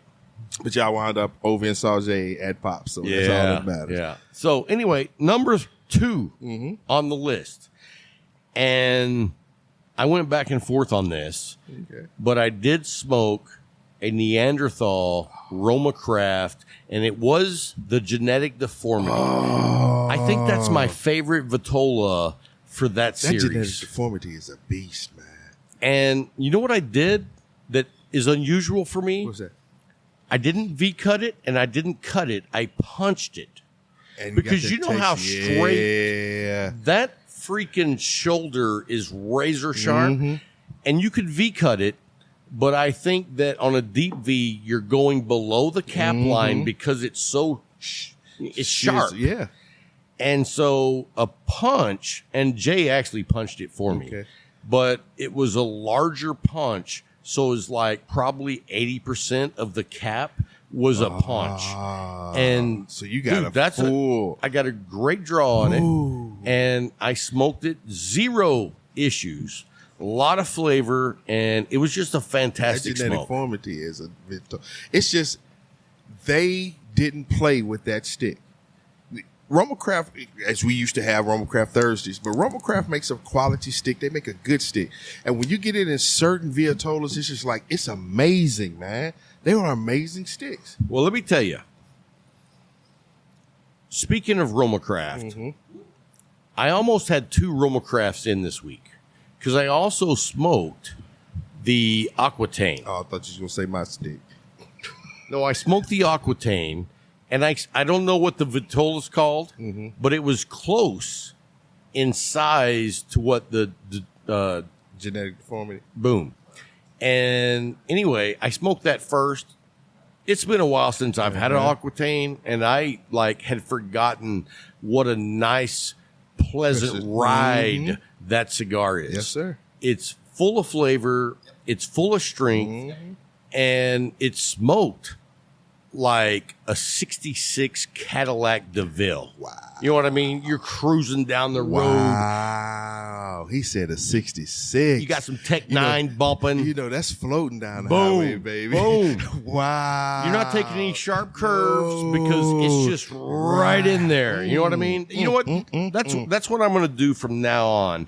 When I find a stick that I think is really, really good, I'm going to compare it to a car. That's a good way to do it. I'm going to do that too. Yeah. I'm going to do that too. That is, oh man. You know what I mean? He said a 66 DeVille. You know, that's a, they call it a boat, but it really wasn't a boat. Two-door convertible with the fins. Yes. Boom. Man. That's what that Aquitaine was. Wow. You got the aesthetics The ride. And it the ain't power. about, you got the power, but it ain't about, No, it's the ride, baby. the power is there in case you need it. In case you got a knucklehead on the Right. side of you. But in general, it's just cruising. It is. Looking good, sounding good. Floating. Boom. Floating. All right. So anyway, the Aquitaine didn't make the list. So I need to see what's going to. This is a rare. I have one for you. Okay. I gave one to Jay. I gave one to Zeka. Uh-huh. It is the Robert Caldwell Long Live the King Wow. Lancero. Wow. Yeah, because for you to say what you said about a Lancero. And here's the thing. It was maybe the best cigar I smoked in probably 2 weeks. It was good. But on the flip side to that, for me, it is a rarity that I will smoke it because what I know about smoking the Lancero, even one that's that good, is it doesn't allow me to smoke like I smoke. Yeah, because you can't hotbox it. You got to take your time, and you got to monitor it. Because you're going to enjoy it. If you take your time. You want to enjoy it enough to where you really experience the full Everything, yes. bodied smoke. I got you. But at the same time, you can't baby it so much that you let it go out. You know what I mean? So you got to monitor it. Yes, sir. And that is not one of my go-to qualities. I'm more of a blow and go. Larry says, blow more. Blow more, blow more. But it's just, it was a fantastic cigar. Really was. And you know what? Zeka even posted that it was one of the best cigars he had in a long time. Wow. So I look forward to having you smoke it. Yeah, I'm ready for that ride. I'm ready for it. Well, you know what? I'll bring it up here for you tomorrow as the Cowboys and the 49ers go at it. I'm glad you took it that way, that level. How else would I take it? You started off the show talking noise. I did not. You did. What did I say? What did I say? About the Cowboys beating the 49ers? I never said nothing about beating. Okay, when you listen to this again, you'll realize you're like, oh, he was right again. I don't listen. We know. What happens, happens. Whatever it says, it says. Cheers, bro. Hey, you want to hop in for a minute and say hi? No, I mean where Brian is. Oh, okay. You want to? If you want to. Hey, I have no problem. Hey, just so I can hear it. Thanks for tuning in. Until next time. Keep smoking. Boom! Nobody does it like you.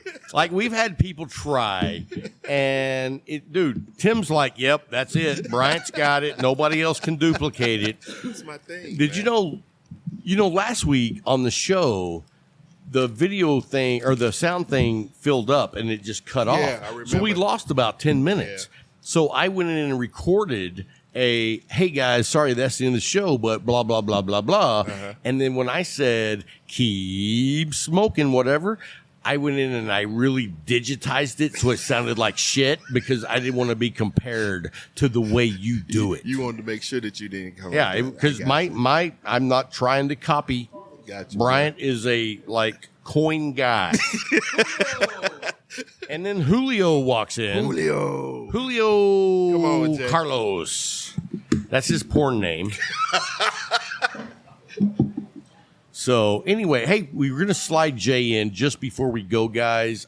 We're at Jay's place, and you know what? This is kind of a test run. It wasn't exactly what I had thought and that's why we did it. We had to do a test run. And so let's slide this way over here. There you go. How about that? Now, looks good. There we go. Can you move that over and get us centered a little bit and zoom in a little bit? There goes Julio. For those of you who missed it, Julio, and then there's Coolio. That's Coolio. Coolio's a member back here. Yeah, Coolio. He went bald. So anyway, hey man, thanks for letting us hang out here and do the show. It's a pleasure, an honor to have you guys back here, and I'm hoping we can set up something to where it's a lot more easy setup. I think we're very close. We are a lot closer than we were, And, you know, I kind of shoot from the hip on a lot of stuff. So, like, I don't measure. Hey, me too. And then whenever I come back, I'm like, oh, that's not going to work. 6 inches, right? Right. And so we started over there, and it was just so uncomfortable because the mic was like up here, and I felt like I was sitting under a horse. Yeah. And that's something the last minute I didn't even think about that was the seat height. Yeah, I didn't either. Well, it's not the seat height so much. I think it's the bar height. Well, the bar is made for people that's sitting about yay high. Right. Yeah, just kind of like slumping over, having a drink. And you know what is these microphone stands, this is the lowest they go. What if? I wish I mean, if you could like cut this off like right here and then like put threads on it, you would be like ahead of the game. But I don't know if that's possible because, you know. I think we get a black pipe about that big. Do like a black pipe? Do like a nipple. And then if nothing else, you have to angle it up. You know what I mean? Yeah. Brian, come on, man. Okay, so it's a nipple on a black pipe is about a 3-inch piece. It's got an inch of no threads, 2 inches on both sides, 1 inch on both sides have threads. And let me ask you one question. Are you literally trying to turn me on? No, I'm literally trying to get you solve a problem here. Gotcha. But I think they do make it in a 1/2-inch size. If you want, I can check Lowe's. I got to go to Lowe's like probably Tuesday. You think that's a 1/2 inch? Yeah, guys, this is a 1/2 inch. Okay, I'm not arguing. I'm just asking. If you want, you can let me have one of these. Yeah, I was going to. I planned on leaving these here. The problem is once we get back from TPE, is we need to make sure that the thread is the same thread, right? Because you don't want to. Because I know the pipe is a very long thread. You know, a lot of space in between, and I think this is more like a machine thread. But maybe we could have it machined. Maybe. You know, Bryant's not doing shit. So anyway, hey man, thanks for letting us hang out though. Yes. It's been a great day, and dude, you know what? I wish you could do more often. And I know that your time is very limited that you can actually hang out with me because there's more important people in your life. But we would love for you to hang out sometime back here on Saturdays. On Saturdays? Is that like, because I know that's a rough day for you to be free. It's not rough. It's just my only day off. Oh, well, I mean, you come up here and work sometimes on Saturdays. I do. So it's not always your day off. It's not always my day off. Right. But if you were up here and there was already somebody else working, then you could hang out. I'm gonna be honest with you. Okay, lay it on me. The problem is, whenever I have a day off, and when do you have a day off? I don't know. I've never seen you have a day off. Usually Saturdays. Usually. Okay. But on my day off, if I come up here, it's over. It's not a day off. Right. It's over. It's not that my guys need my help. My guys can take care of the shop regardless. Right. It's just. But there's always something to do. Yeah. If I'm sitting hanging out. And I know I've seen you hang out. And I see somebody that needs help. And you are like not relaxed. It's hard for you to relax while you're here because you see a new guy or you see a customer that you know and you always reach out to help them. Well, yeah. I know. I get that. I do have a relax. I do have a relaxed mode. I've never seen that. Nobody has. Did you see what I brought Alan? I did. How'd you like that? Maybe I didn't. What did you bring him? I don't know if he even plays Magic anymore. Yeah. But I brought him card covers that say RTF.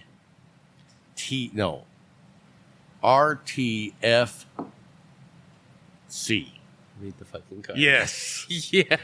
I was like, you know what? I've had these forever. I want to give these to you, Alan. And if you ever play, I think that is perfect, right? Hashtag I'm a nerd too. Right. So I know what RTFC means. No, I do have a relax mode. A lot of people haven't seen it. My wife hasn't seen it, but she has kind of been the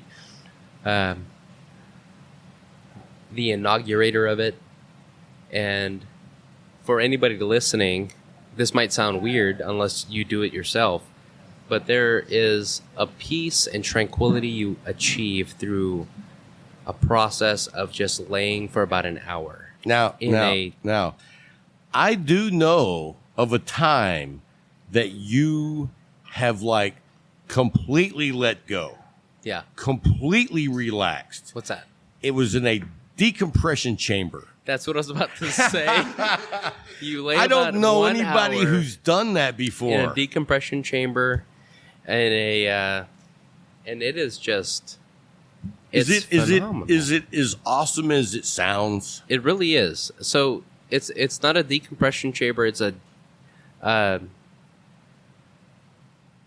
It's a pod. It's essentially a pod, but it's not decompression. I just had the word. It's a Sensory deprivation. yeah. It's a deprivation chamber. Thank you, Larry. How and was that like bliss to you? Yeah.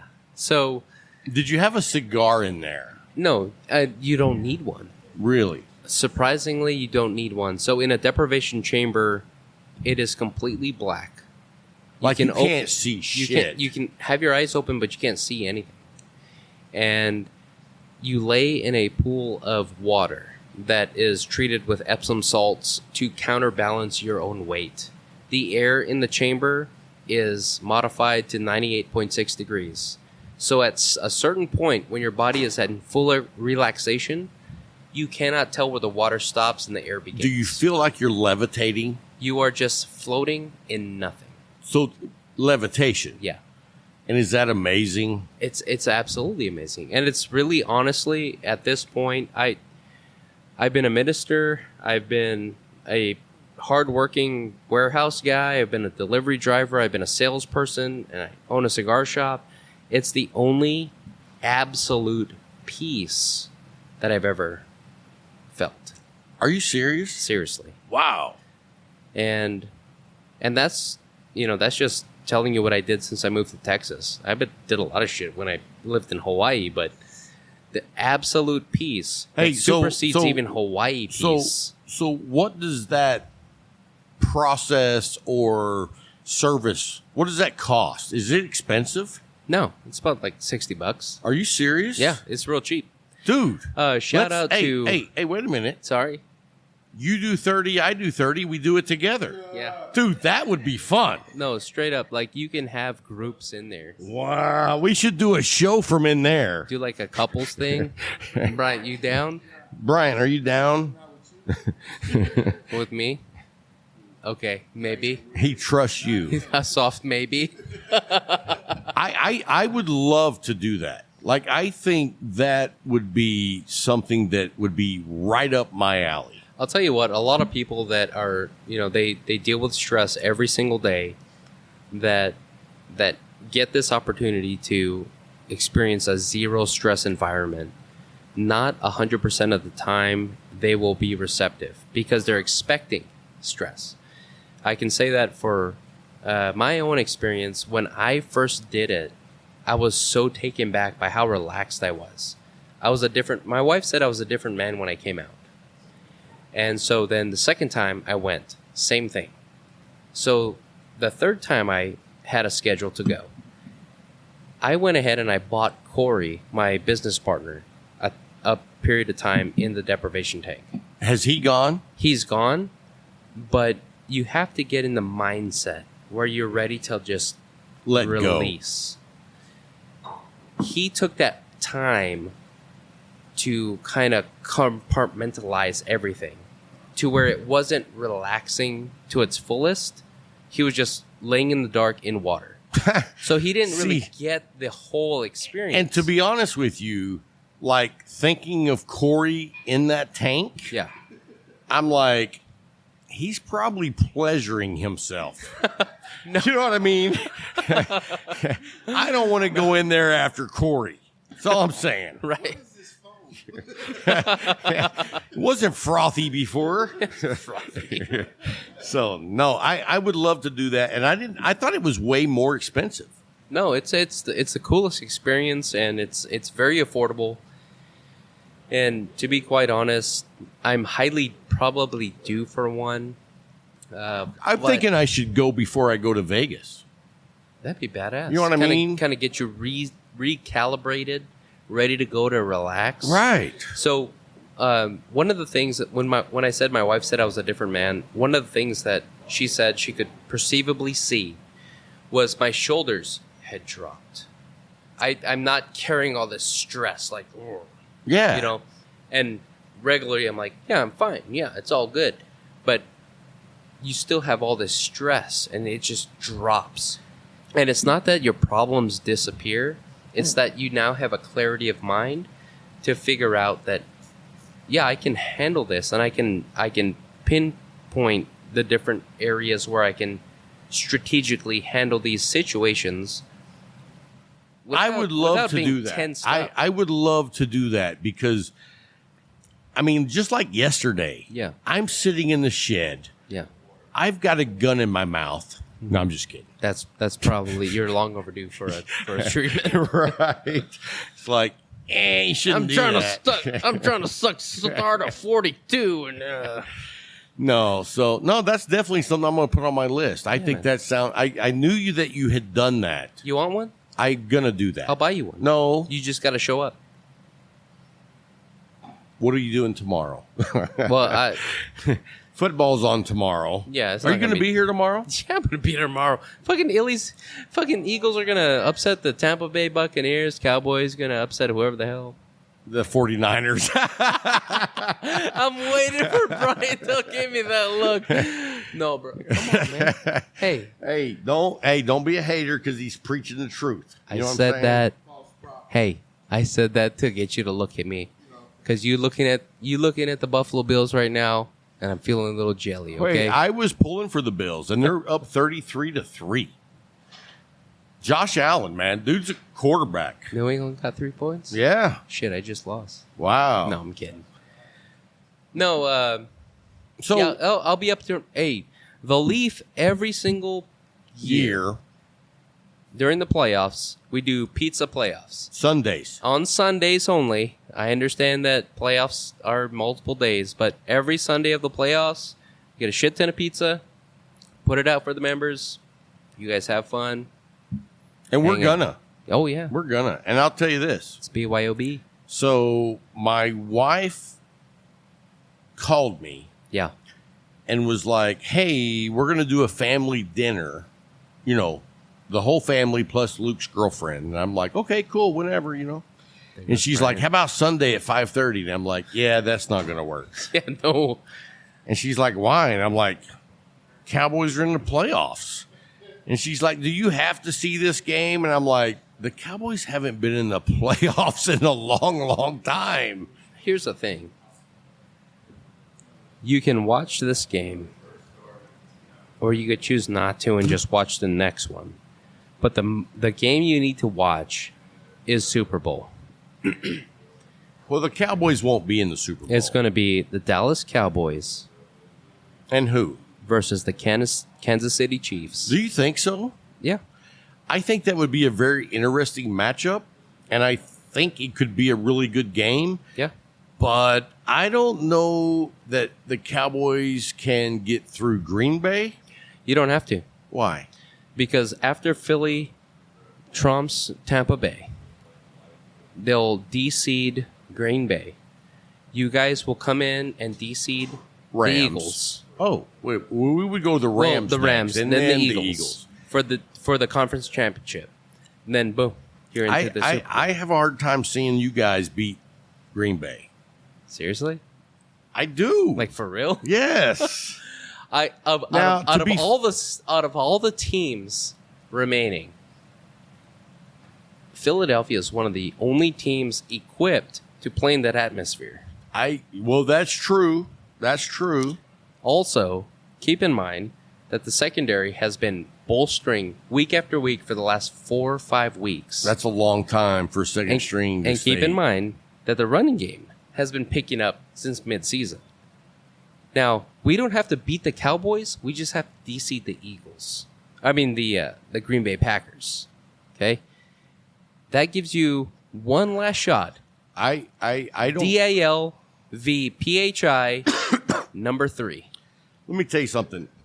I am not a fan of having to play Green Bay in the playoffs. You don't have to. I'm just telling you. I hope you're right. Hey, just root for my Eagles. Hey, you know what? Will there be any guys on the Eagles wearing gloves to catch with like Eagles on the glove? Bro, can I get that real quick? Yeah. Oh, go shit. ahead. Okay. Dude, Tell them about Tim. So I guess it's probably been about 8 weeks ago, maybe a little longer, that I was talking to Tim, and Tim has. Hey, are you leaving, Larry? Yeah, I gotta go. All right, man. Be good, bro. Good seeing you. I understand, bro. Have a good one, man. Hey, we'll see you tomorrow. Yes. So anyway, Tim has a certain set of skills, and a big part of that is he's a print guy. And we searched and found the perfect art to make for Jay as a Christmas gift. And then right before Christmas, I asked Tim if it was ready, and no, it was not, because Tim was slacking. But Tim has made it, and he has presented Jay with a great gift, because Jay is one of those guys that when it comes time to give Jay a gift, you don't just give him something. You think about Jay. You know what I mean? And I don't do that with a lot of gifts. I'm like, boom. But this is what we gave Jay today. Go ahead. All right, hold on. Okay, everybody. Have you seen it? Without further ado, and every single person that has been a friend of mine that's coming to the shop, I've shown this off. Because this is badass. It is the most badass thing. Second, or tied for first badass thing I've gotten. And he has kids. Look at this. Dude. Look at the detail on that. You can see... Listen, hey, can you get me a 49er one? Can you get me one of the 49ers? You can see the threads. You can see the fibers coming off the fabric. That's badass, dude. Straight up, like, you know, and here's the thing, Jay. Tim is always wanting to help print stuff for Cigar Talk, and I was like, fuck Cigar Talk. Let's do something with the Eagles. Dude. If you wanted to print stuff for Cigar Talk and you said, no, until now, you fucked up, man. I know. But did you see this? I did. I didn't know how good it was going to look, but I know that when Tim does anything, he is a perfectionist and he goes all out. Just look at it. You want to kiss it? Yeah, I'll let you kiss the back of it. Bro. See, you hear that? That's the third one because the first two weren't good enough. Thank you, Tim. And the first two are going to end up in the Cigar Talk studio. One for you, one for Brian. He asked me if I wanted to do some Dallas Cowboy stuff. Hey, Tim, tell him, Tim, you asked me if I wanted to Dallas Cowboy something for the studio. And what'd I say? No. Yeah, how hard is it to draw a star? I mean... My kid can draw you one. I am not that level of a fan. You know, I know that. If you would have asked me that back in 92, 93, 94, 95, I would have been all over it. But now I'm in the position where I'm like, you know what? You guys got some shit to prove to me. You know what I mean? Because I'm tired of the whole kit and caboodle of, oh, we were kidding. Straight up, as an Eagles fan, I had told Rob months ago, this is the year. Right? You did. Months ago. This is the year. Now it's in your hands. It's in not yours, but the Dallas Cowboys' hands to make it the year. But you every single time tell me I've been burned before. Right. And they have earned the opportunity. but they have not looked good in the last 8 weeks to me. Except for the last game, which I did not watch, but I heard about. I was like, you know what? It's the last game, and you're not playing a team they're not that good anyway. No offense. I get that, but you look at what's left. Yeah. Well, I mean, right. What are we looking at here? Bills and Patriots. What's the score? 33 Buffalo, 9 New England. 33-9 and there's, New England. Oh, well, there's still some time left, so you don't count them out yet, but you know. But all I'm saying is not that the field is weak. Somebody has to win. Okay? Who do you think the strongest contender of who is left? Who is the strongest contender? Philadelphia. Let me rephrase that. Who is a legitimate contender? Legitimate? Yeah. Cincinnati. Did they You want me to say lose? Dallas? No, I'm serious. Who are the top 3? Who's the top 4 contenders that are the people that are left? I mean, do you think that the Cardinals are legitimate? I don't. Well, I think this particular year, they might be. I don't. I put them on the bubble. So Cardinals, I think it's going to come down Dallas, to Philly, and Cliff doesn't have playoff experience. I mean, it's a whole new game when you go into the playoffs. I'm going to say Nick Foles never had playoff experience in Molly. The first time, fucking New England. the first time, but he did gain it. He rocked. But no, I mean, as a coach, even he's never been there. You got that. You got that right. But The at Rams the have been there. same The time, Cowboys have been there. Green Bay's been there. Tampa's been there. How I many- think that's your 4 teams right there. But how many times have we seen this season that a blind squirrel finds that nut? A team that you don't think is going to win blows out. Let me tell a you favorite. what. In episode 162, Larry found a nut. Just saying. I don't know what that means. It was Bryant's, but It's not that hard. It's big. yeah. Larry, what's that, like grapefruit softball? Each size? Joe, hey, you know what? We talked about all our sponsors. Yeah. Let's just tell everybody one more time. Dude, Tabanero. no. Oh, what? The Leaf. The Leaf. Look down the show notes. We have the phone number every week. You can call. Also, if you're within, 100 miles, swing by. Please swing by. Dude, do we have a good group of people? I think we have a great group of people, and you know what? Zach. Zach was here all day today. Dude, Zach is a new member. Right. And as soon Zach's as he been walked coming around in, it was like, hey, forever. Zach. Yeah. And you got to check out the humidor. We've always got a nice selection. We're on the cusp of augmenting a couple of our sections so that we got new stuff coming in. Well, you got Dunbarton. We got Dunbarton. You've got McAuliffe. You've got Tabanero. Yep. You've got Definition Cigars. Yep. You've got Roma Craft. Yep. You've got all the mainstays. Yeah, I got General Cigar, Altadis, Crown Heads. Partagas Blacks. You've Arturo got all Fuente. the different Partagas. You've got all the different My Fathers. Yep.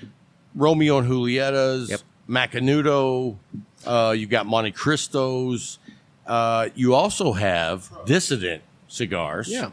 Which, Bro, if you haven't tried Dissident, everybody, they're like the hidden gem. the hidden gem. And you now need to. that they have a new owner, Sin, I'm so excited. I'm gonna try to. I'm gonna try now that we kind of got this setup done to see if when Sin comes down, we could just have something here. Oh, where absolutely. You guys do your show. That's a no brainer. When she comes down, the new owner of Dissident is like when I found out that she was the new owner, I was like, I can smoke their cigars again. Yeah. Hey, straight up, if you like cigar companies that call you or that notify you that there's a change. I didn't know there was a change at Black Label or Dissident. Right. Before Sin sent me an email saying, "Hey, hi Jay, I'm Sin. I'm the new owner of," and I was like, "Okay, cool." And then her follow up, "I'm trying to get out to all my shops. I'm so super excited to see you guys. See you soon." Yeah. And dude, I mean, even before, they're making really, really good cigars. Oh yeah. And so the fact that now the owner is somebody that I really like, Yep. I'm like, sweet, I'm going to be supporting this brand. Because when you have an owner at that level that has that passion for the cigar industry and the community, you want to support them. Yeah, absolutely.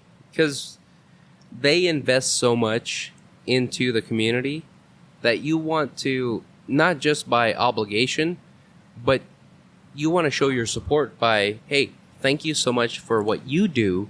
Here's how I'm going to help. And when the cigars are fantastic cigars, Yeah. it makes that process a lot easier. It really does. You know what I mean? Yeah. Like, And I know you love Salvation. right. Lawless, Lawless is good. that'll give you a kick. And also, if you haven't had the porcelain, Oh, y'all. I said y'all. y'all If you haven't had porcelain, come back here. You now here? if you're accustomed to smoking first thing in the morning and That you have a porcelain. nice, rich, dark coffee, you might, I don't care if you even put just like 2 shakes of cream in there, maybe finer than a frog's hair split 3 ways. You smoke you a porcelain, wow. Creamy. Wow. Yeah. You realize, I didn't realize that a cigar could taste like this. If you're not smoking Connecticut's, you're doing yourself a disservice. There's a lot of good Connecticut's out there. Yeah. 4 years ago, I would have been like, I ain't smoking no Connecticut's. I'm cool. You know, I smoke the big dark black smokes, you know. Everybody, I knew Rob 4 years ago, and he was all fat ring gauge, darkest cigars you could ever get. If someone said, Hey, that was part that of your. is that- a strong cigar, I'm like, yeah, I'm going to smoke 2 of them back Hey, to back. But that was part of your journey. Absolutely. A lot of people start off small and work their way up. I dove You head start off first. head first. I'm gonna go in hard, and taper it off a little bit.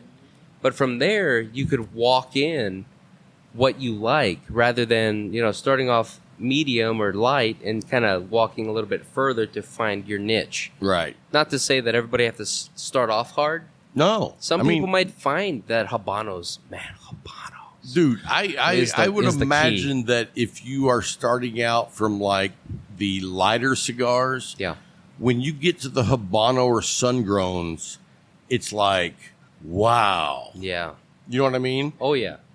But if And- you start off really full blown like I did, you even have that experience when you go back to the Connecticut's that have that wow factor. Yeah, because now that you've tried the hardest stuff possible, and you could find these flavors, and you tried the Habano, and you can pinpoint things. You try the Connecticut or something medium to light, you have now trained yourself to think about trying to find these nuances here and there. And those Connecticut's you thought were like, oh, those are just real light. I don't want to smoke those, like rocking in a rocking chair, doing something but going nowhere. You're actually finding, hey, I taste this. I can experience this. I know what this is, even on a lighter scale. And what that communicates to the cigar smoker that's, experienced is, so that's not super harsh, but I get these notes. I can Right. smoke that in the morning. Right. Yeah.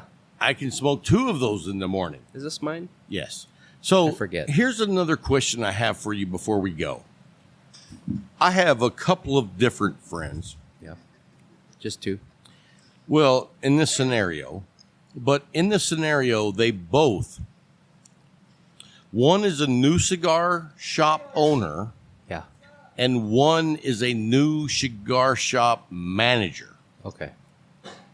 You've been very successful in the short amount of time that you've been a cigar shop owner, what advice would you give someone just getting into the business? Just getting into the business? Right. Any cigar knowledge? Both of these people already have a lot of cigar knowledge. Number one, it's about the people. No matter what, cigars are a destination business. Wherever you are, if people want cigars, if you have any kind of advertisement, they'll find you. Treat them right. It's about the people. Okay, listen to what they want. Try to fit them where they belong in the humidor, and they'll come back. Number two, we're here to make money as a retailer, Sure. but we're not here to be greedy. Don't find cigars that are hard to get a hold of and jack up the price. Right. Make your money on it, but allow people to experience it. That way, you will not only suffer not having it as long by yourself. Now, have you learned that lesson by experience? No.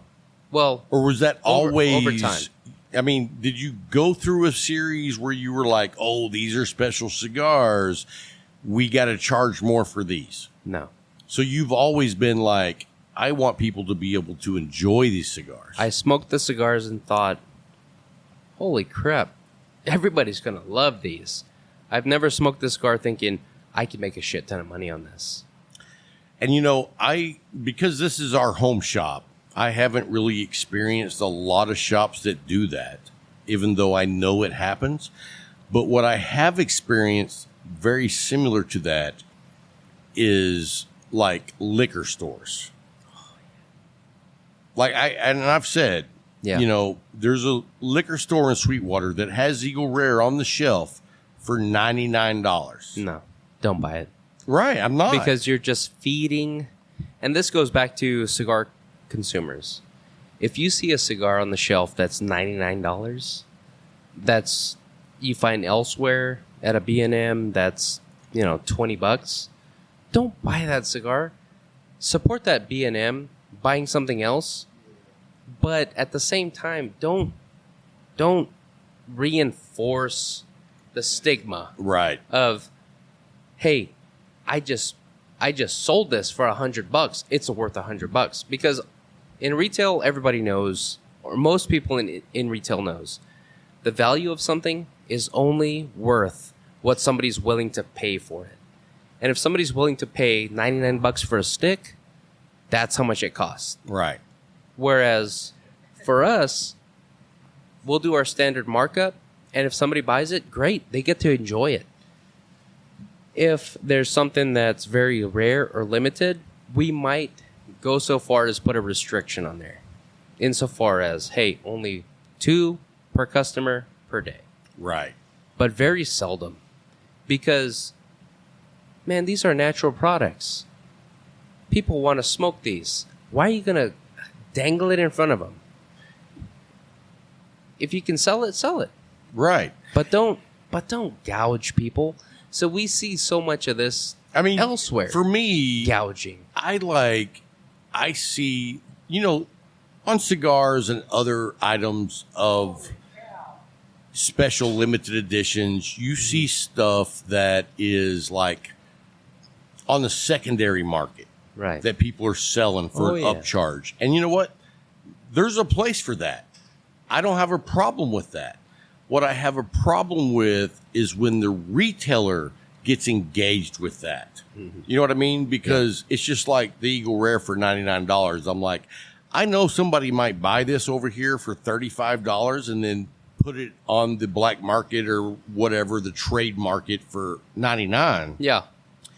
But when the retail shop engages in that activity, it takes the fun out of it for the guys who are out always looking for that. Right. And case in point, alcohol-wise, Blanton's. I have a shop here in town that notifies me when rare things come in. They didn't gouge me on Blanton's.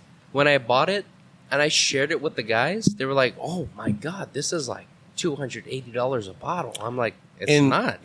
let me tell you something. When I was in Sweetwater, they had 2 bottles of Blanton, and the retail guy was selling them for $2.50 a piece.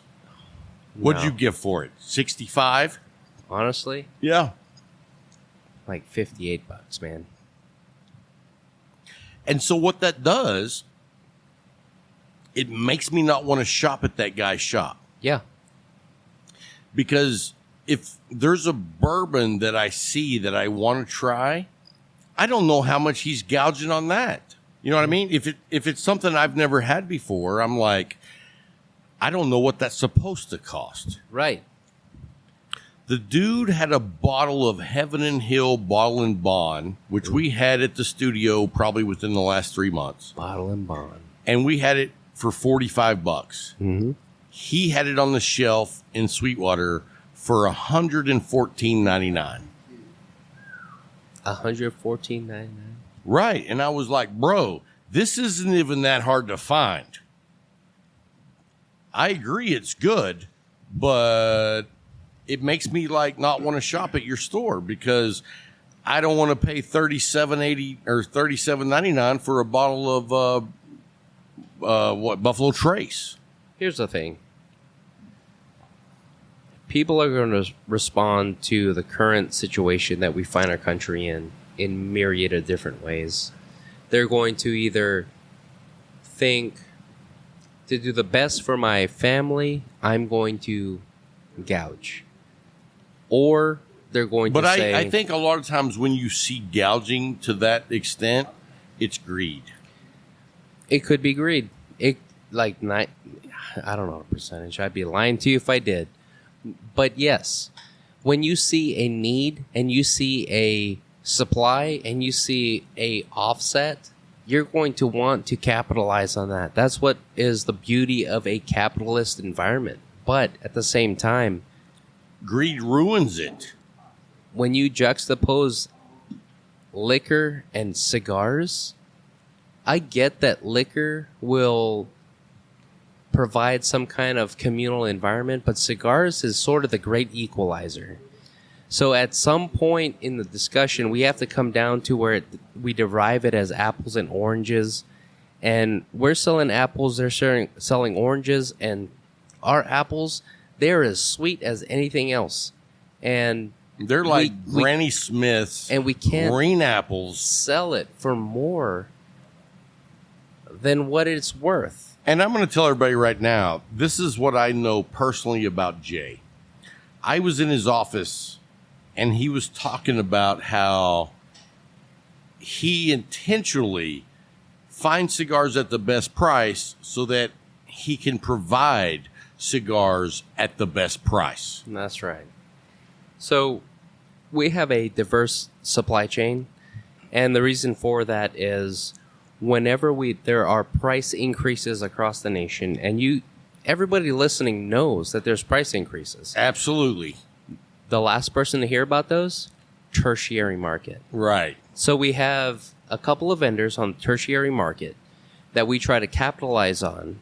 And again, I'm trying not to be an asshole or be greedy, but if I can get product in at the same price before a price increase, that restricts the amount of price increase we have to do to the humidor. Right. And hey, if there's a natural price increase, I get it. Like I get the cost of production, I get the cost of shipping, the cost of paying people more because of COVID, and there's a limited supply of people to actually make cigars. I understand there's a limited supply of actual wood to make boxes because boxes are now just a hard thing to make because people can't cut the wood.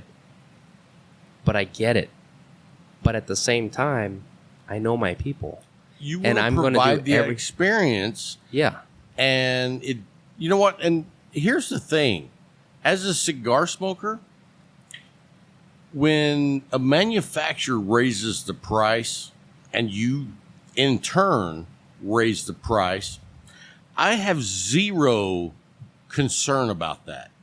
And maybe I should, but I don't. My concern comes from a retailer upping the price of a cigar 30-40% because it's a hard cigar to find. You know what I mean? That I get it. It's just like anything else.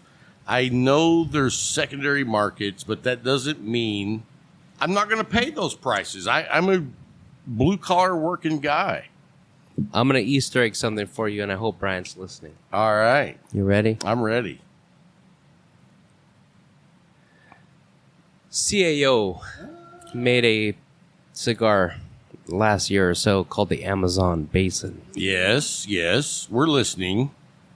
For the past few years, we've been threatened with, last production. It's all based on the FDA. If you guys haven't reached out to Cigar Rights of America, go ahead and reach out. Go by their sign up. website. They make it so easy for you to send your senator an email. Sign up, send your senator an email. This is important to you if you're a cigar smoker.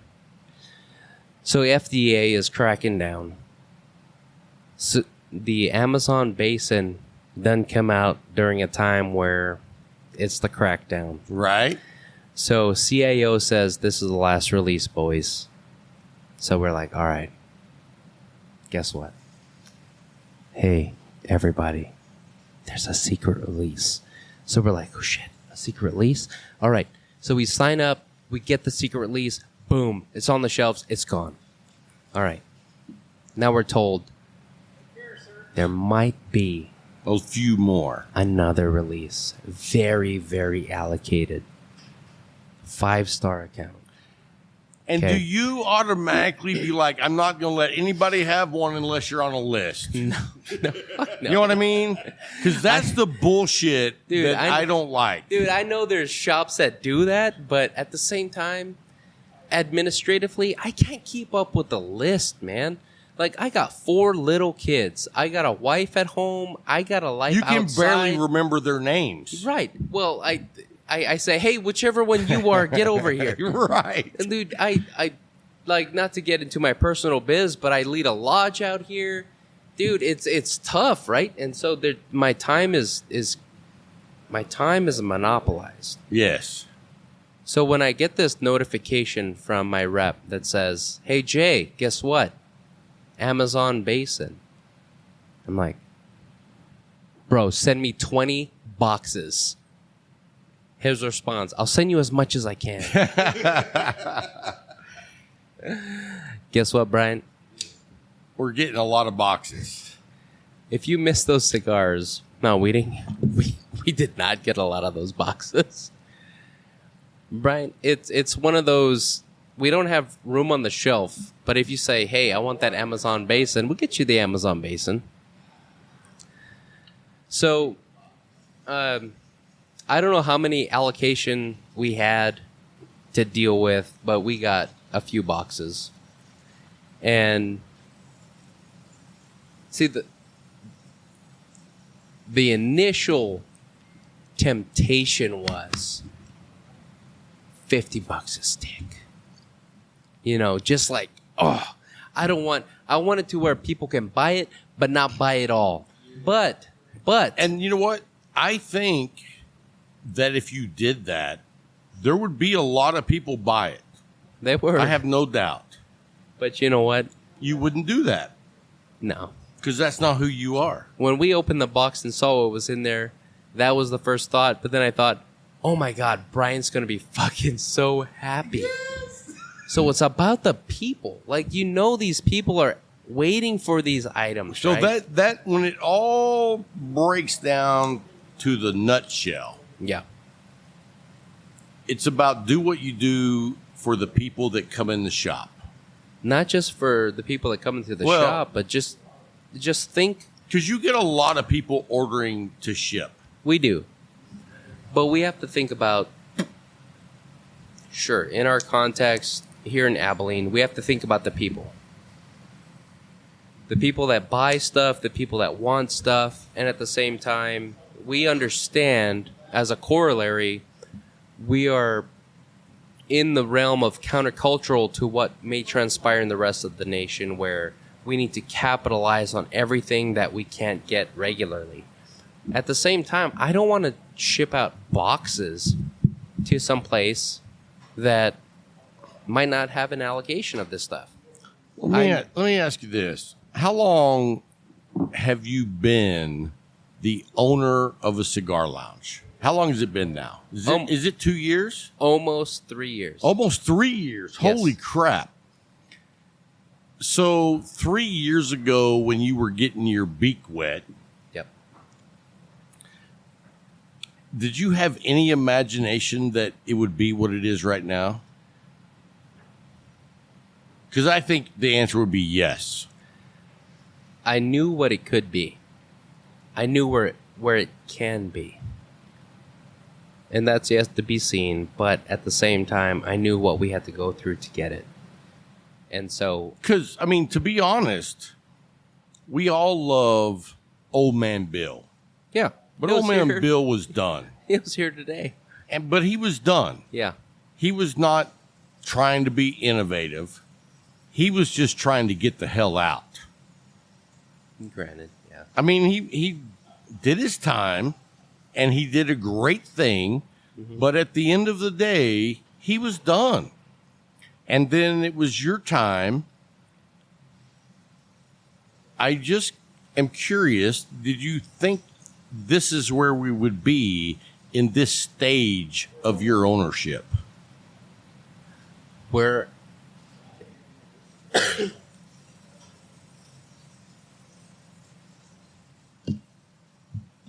Because that's a tough question. It is. It's a tough question for anybody that's entering into the tobacco shop, cigar shop. Right, and that's why I'm business. asking, because I have friends that are just now getting into it. We're 2 years in, and I don't want to sound like a nerd. There's a lot of people that don't think of me as a nerd, but I'm a nerd. I think of you as a hardcore. If you saw him either playing Magic the Gathering or dressed up like Spider-Man, you would know. Bro, that was a badass Spider-Man costume, though. It was. I'm going to text that to you so you put it on the show. I'm going to But put it that's right here. I'm going to put it that's right awesome. there. No, we had a lot of analytics run. A lot of people don't do that. They look at the just the standard books that are requested for buying an existing business. We had a lot of analytics run, and then we took those based on the promise of what it looked like, and we had another tertiary and fiduciary set of analytics run. And Is that like a Sumatra massage? I mean, Nuru. What exactly is? You get all those. So basically what that means is if you're wanting to buy a business, you look at the current numbers and you see how profitable it is. And then you had an analytic done to extrapolate what that profit margin would look like in the oncoming year with the current, at that time, setbacks in the industry. And I mean, to be fair, you bought the Leaf, and it was a transition, and then just about the time you're transitioning, bam, COVID was here. Yeah, fucking COVID. Yeah. Dude, who would have imagined COVID? So, okay, here's the thing. So we had all these analytics done, and we decided, okay, holy shit, this has got some promise. There's some goodwill in here. There's a lot of momentum that we can capitalize on if we can get to the point where we hit the ground running and we start pushing this. We can get to where we want to be. And you saw a little bit of light at the end of the tunnel, even during COVID. We saw the light, right? And so we have essentially, like the 10-year plan. Everybody has a 10-year plan. I don't. A lot of people, not all the people, have a 10-year plan. So we took a look at the cigar shop for the 10-year plan, and the thing we decided was two things. One, as I mentioned before, it's about the people. No matter how many times we have to take a hit, people have to be able to come here and find peace. Well, as we like to say, the Leaf has become the home away from home. Yeah. a lot of people leave on trips, come back. First place they stop, they leave, have a cigar, and then say, everybody, I'm home. Right. I mean, look at Ed. He just came back from a, 3 or 4 week trip. And the first thing he does is like, hey, man, are you available for tomorrow? We're going to have coffee and cigars. I'm like, I'm down. Yeah. And then number 2, it's about the profiteering, about making money, but don't be greedy. I don't even believe that. I don't believe that for a second. And let me tell you why. Why? I think that your number one priority is to make sure your customers are happy. The experience is number one. And then I really think number 2, which you discredit because you don't really take ownership like I think you should, is that your staff is happy.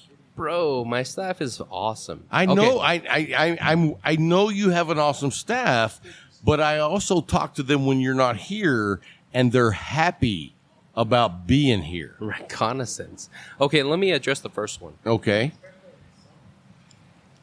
So,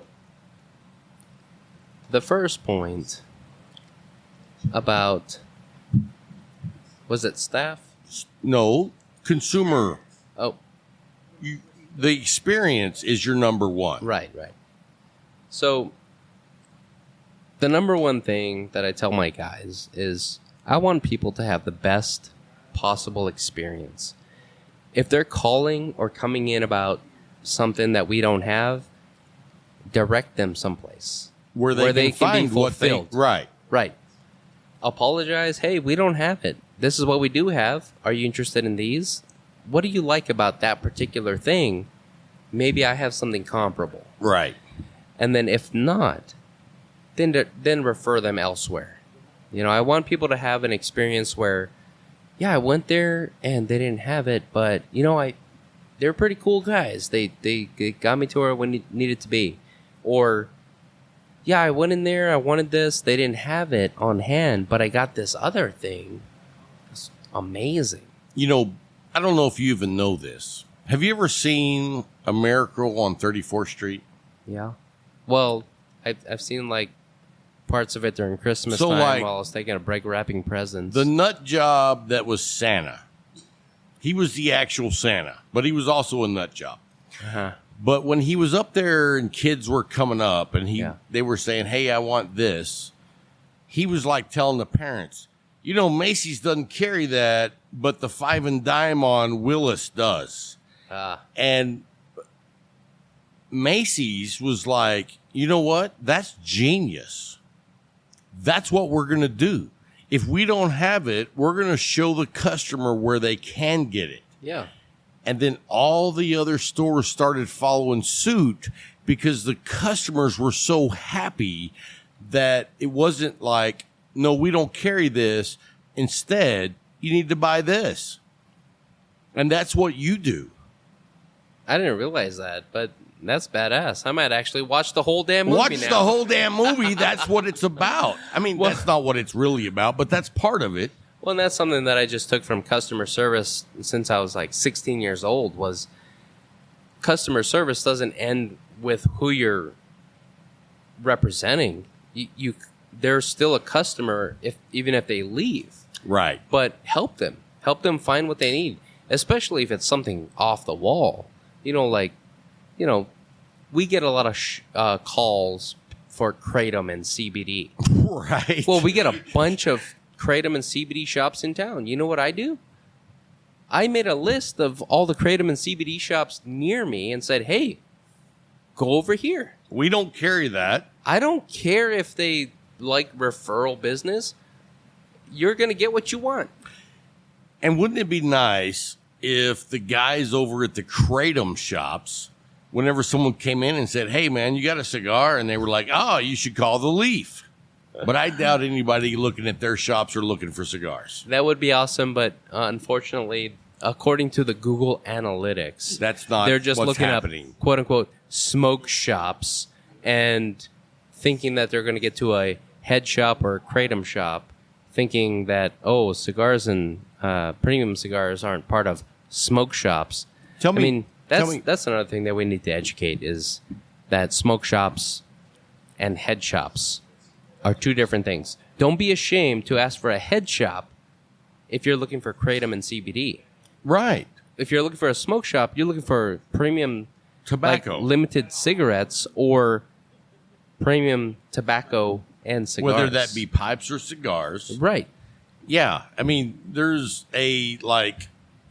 nobody wants to say, I didn't mean to call you. Yeah, that's the thing. Like, Google pisses me off because Well, You know- the word cigar is found in the word cigarette right off the bat, Right. and Google can't figure that out. You know what I mean? And it's like, I think Google should be smart enough to be like, cigar is not cigarettes. Thank you, sir. True. My producer tonight has been like, oh, Rob's out of a drink. Thank you, sir. yeah, I thought he was handing it to me. And you're But- out of a drink too, Well, so I'm going to serve you first. possibly. But I tell you what, like, you're absolutely right. People will call up and be like, well, I just want smoke shop, but I want, hemp pipe dab tools. I want to be able to build an ark with hemp. Right. Okay. You can get that from us, but you know what we can do?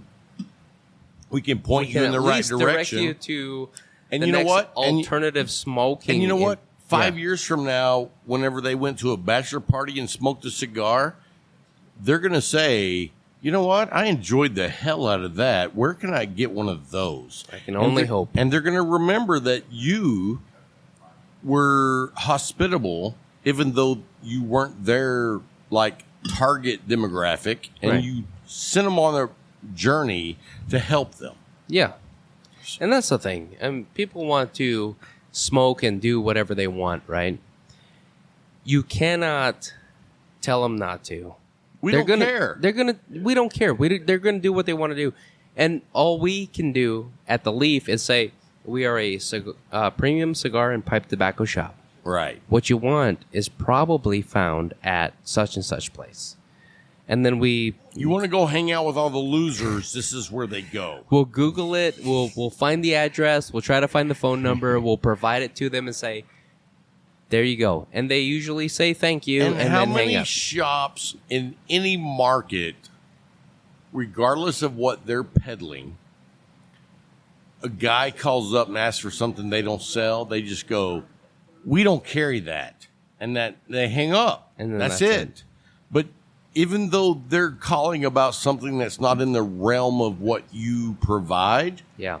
you still say, that's not our gig, but here's the guys that do that. Yeah. Dude, that's an example of how you handle your business. Well, and here's the thing. I'm going to try to get on the camera here.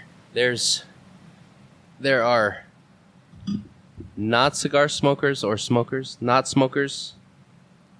Then there are smokers. Look, you know what that right? sign is? That's too retarded numb. Yeah, that's too, whatever he said. So on this side of it, If I was a nun, I would have a hard time with a ruler.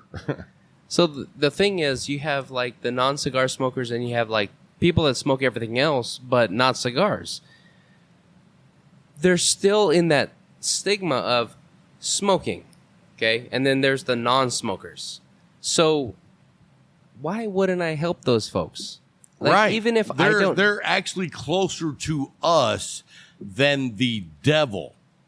I don't ever. Is that what you're saying? No, I don't ever claim to carry every single thing that a smoker would ever want.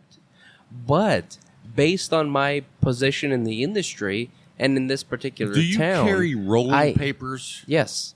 Boom. But based on my position in the industry and my particular place in town, I know of places locally that could provide things that they are looking for. Right. So you're helping. And on you're that assisting. On that level, it's still customer service. It's just we're not going to benefit from it. Right. But at the same time, they're going to think, man, those guys at the Leaf are badass. You know, I found exactly what I wanted. This coconut flavored hemp Bubble gum. hookah paper shisha. Let me ask you this: have you ever smoked a hookah? Yes. And what did you think about that? It was the coolest smoke that I've ever had. Like heat-wise, like temperature-wise, you could just breathe it in like air. Let me tell you something. Tell me.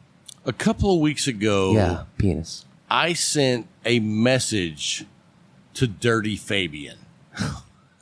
Remember Dirty Fabian? I remember.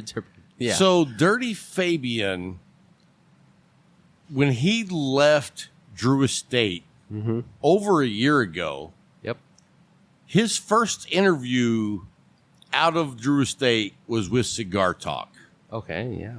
We were very fortunate and very excited to have him because when you want to talk about rock stars in the tobacco industry, Dirty Fabian is like the Tommy Lee. You know what I mean? If he had Pamela Anderson been over a Corvette, you would see like, okay, maybe I'm taking it too far. Brian, Clickety plow. Bryant's doing the old kill 'em thing. Anyway, you know what I'm saying. Yeah. So anyway, I messaged Dirty Fabian a couple Thank you, of weeks. Brian. I went to seminary and I was getting uncomfortable.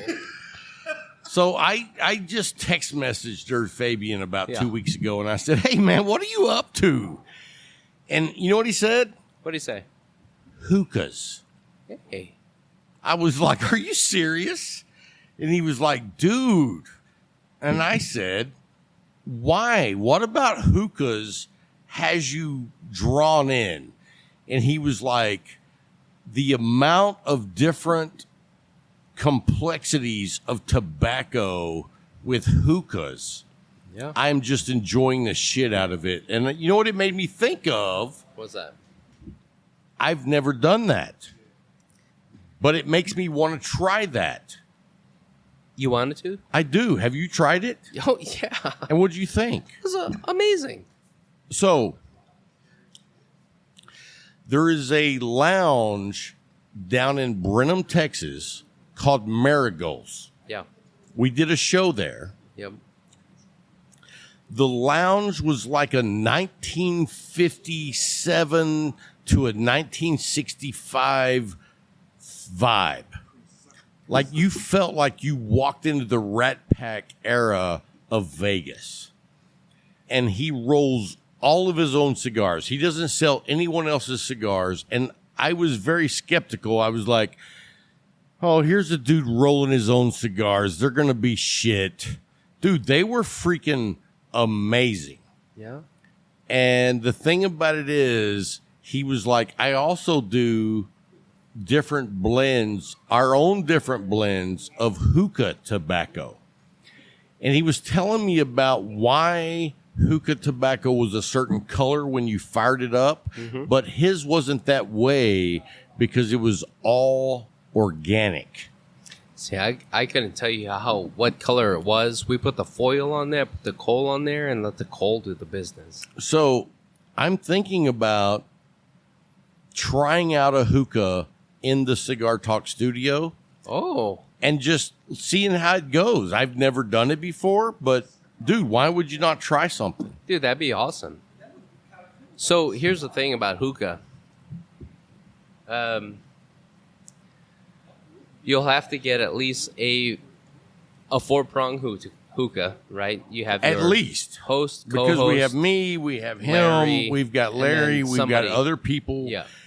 And most of the time, we actually have an audience for Right. the show now. Correct. And all I can say is, if you haven't been to the studio when we're doing a show, it's a party.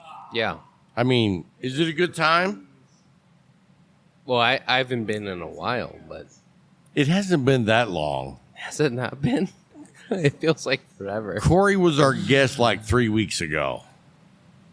I don't even remember that. I guess that was a party. It was. And so Yeah, man. I it's like, you know what? I Party. don't see myself like transitioning from cigars to the hookah. Yeah. But I think it would be an experience to explore. Oh yeah, absolutely. And if you bought a hookah Imagine all the things you could do with it. I don't know. I mean, I would imagine you could strap it to a lawnmower and like mow your lawn while enjoying a hookah. No. I was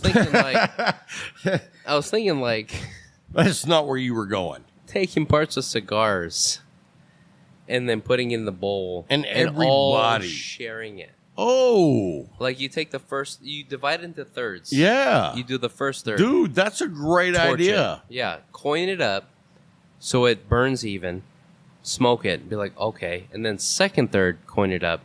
Now, the only thing you miss in that is the accumulation of the heat and the tobacco and the nicotine and the tar through the second and third. But at the same time, you can all experience the same thing and talk about it. Right. I think that's a great idea. I hadn't thought about doing it that way. Also, weed. Wow. No, yeah. Cigar Talk doesn't go beyond tobacco. I'm just going to say this. Yes. You can edit this out. Yes. Oklahoma State University. Which my nephew works for them. Their science team has derived a part of the cannabinoid plant, not the THC. Take the hallucinogenic high thing Out of it. Okay. The cannabinoid plant has elements and compounds that counteract COVID. Are you serious? I'm serious. Look it up. So I'm going to say right out the gate, with my regular job, Yeah. I don't even think I could even do that. Like, It's I just know- a matter of I time know- before CBD is allowed. I know, well, CBD, even the oils Yeah. are not allowed. Right. So, Oh, I get it. I'm thinking that might be like after I'm dead and gone. Here's what I'm thinking. Okay. You know why they're not allowed? No. Because current federal and governmental testing cannot distinguish the difference between cannabinoid oil and THC. Really? So once they develop a positive test saying, yes, you have cannabinoid oil, they have no reason but to tell you you have been smoking weed or you have THC in your system. And Well, see- just because, they can't tell the difference, yeah. I'm like, my daughter went to Australia and she came back and she was like, oh, this CBD oil is fantastic. And I'm like, get that out of here. Right. Like, I don't know what it does. I don't know what benefit you have from it, but get it out of here. See, and that's the stigma between cannabinoid oil and THC. The THC is the shit that gets you high and wants you to eat all the fucking stale chips and shit around the house.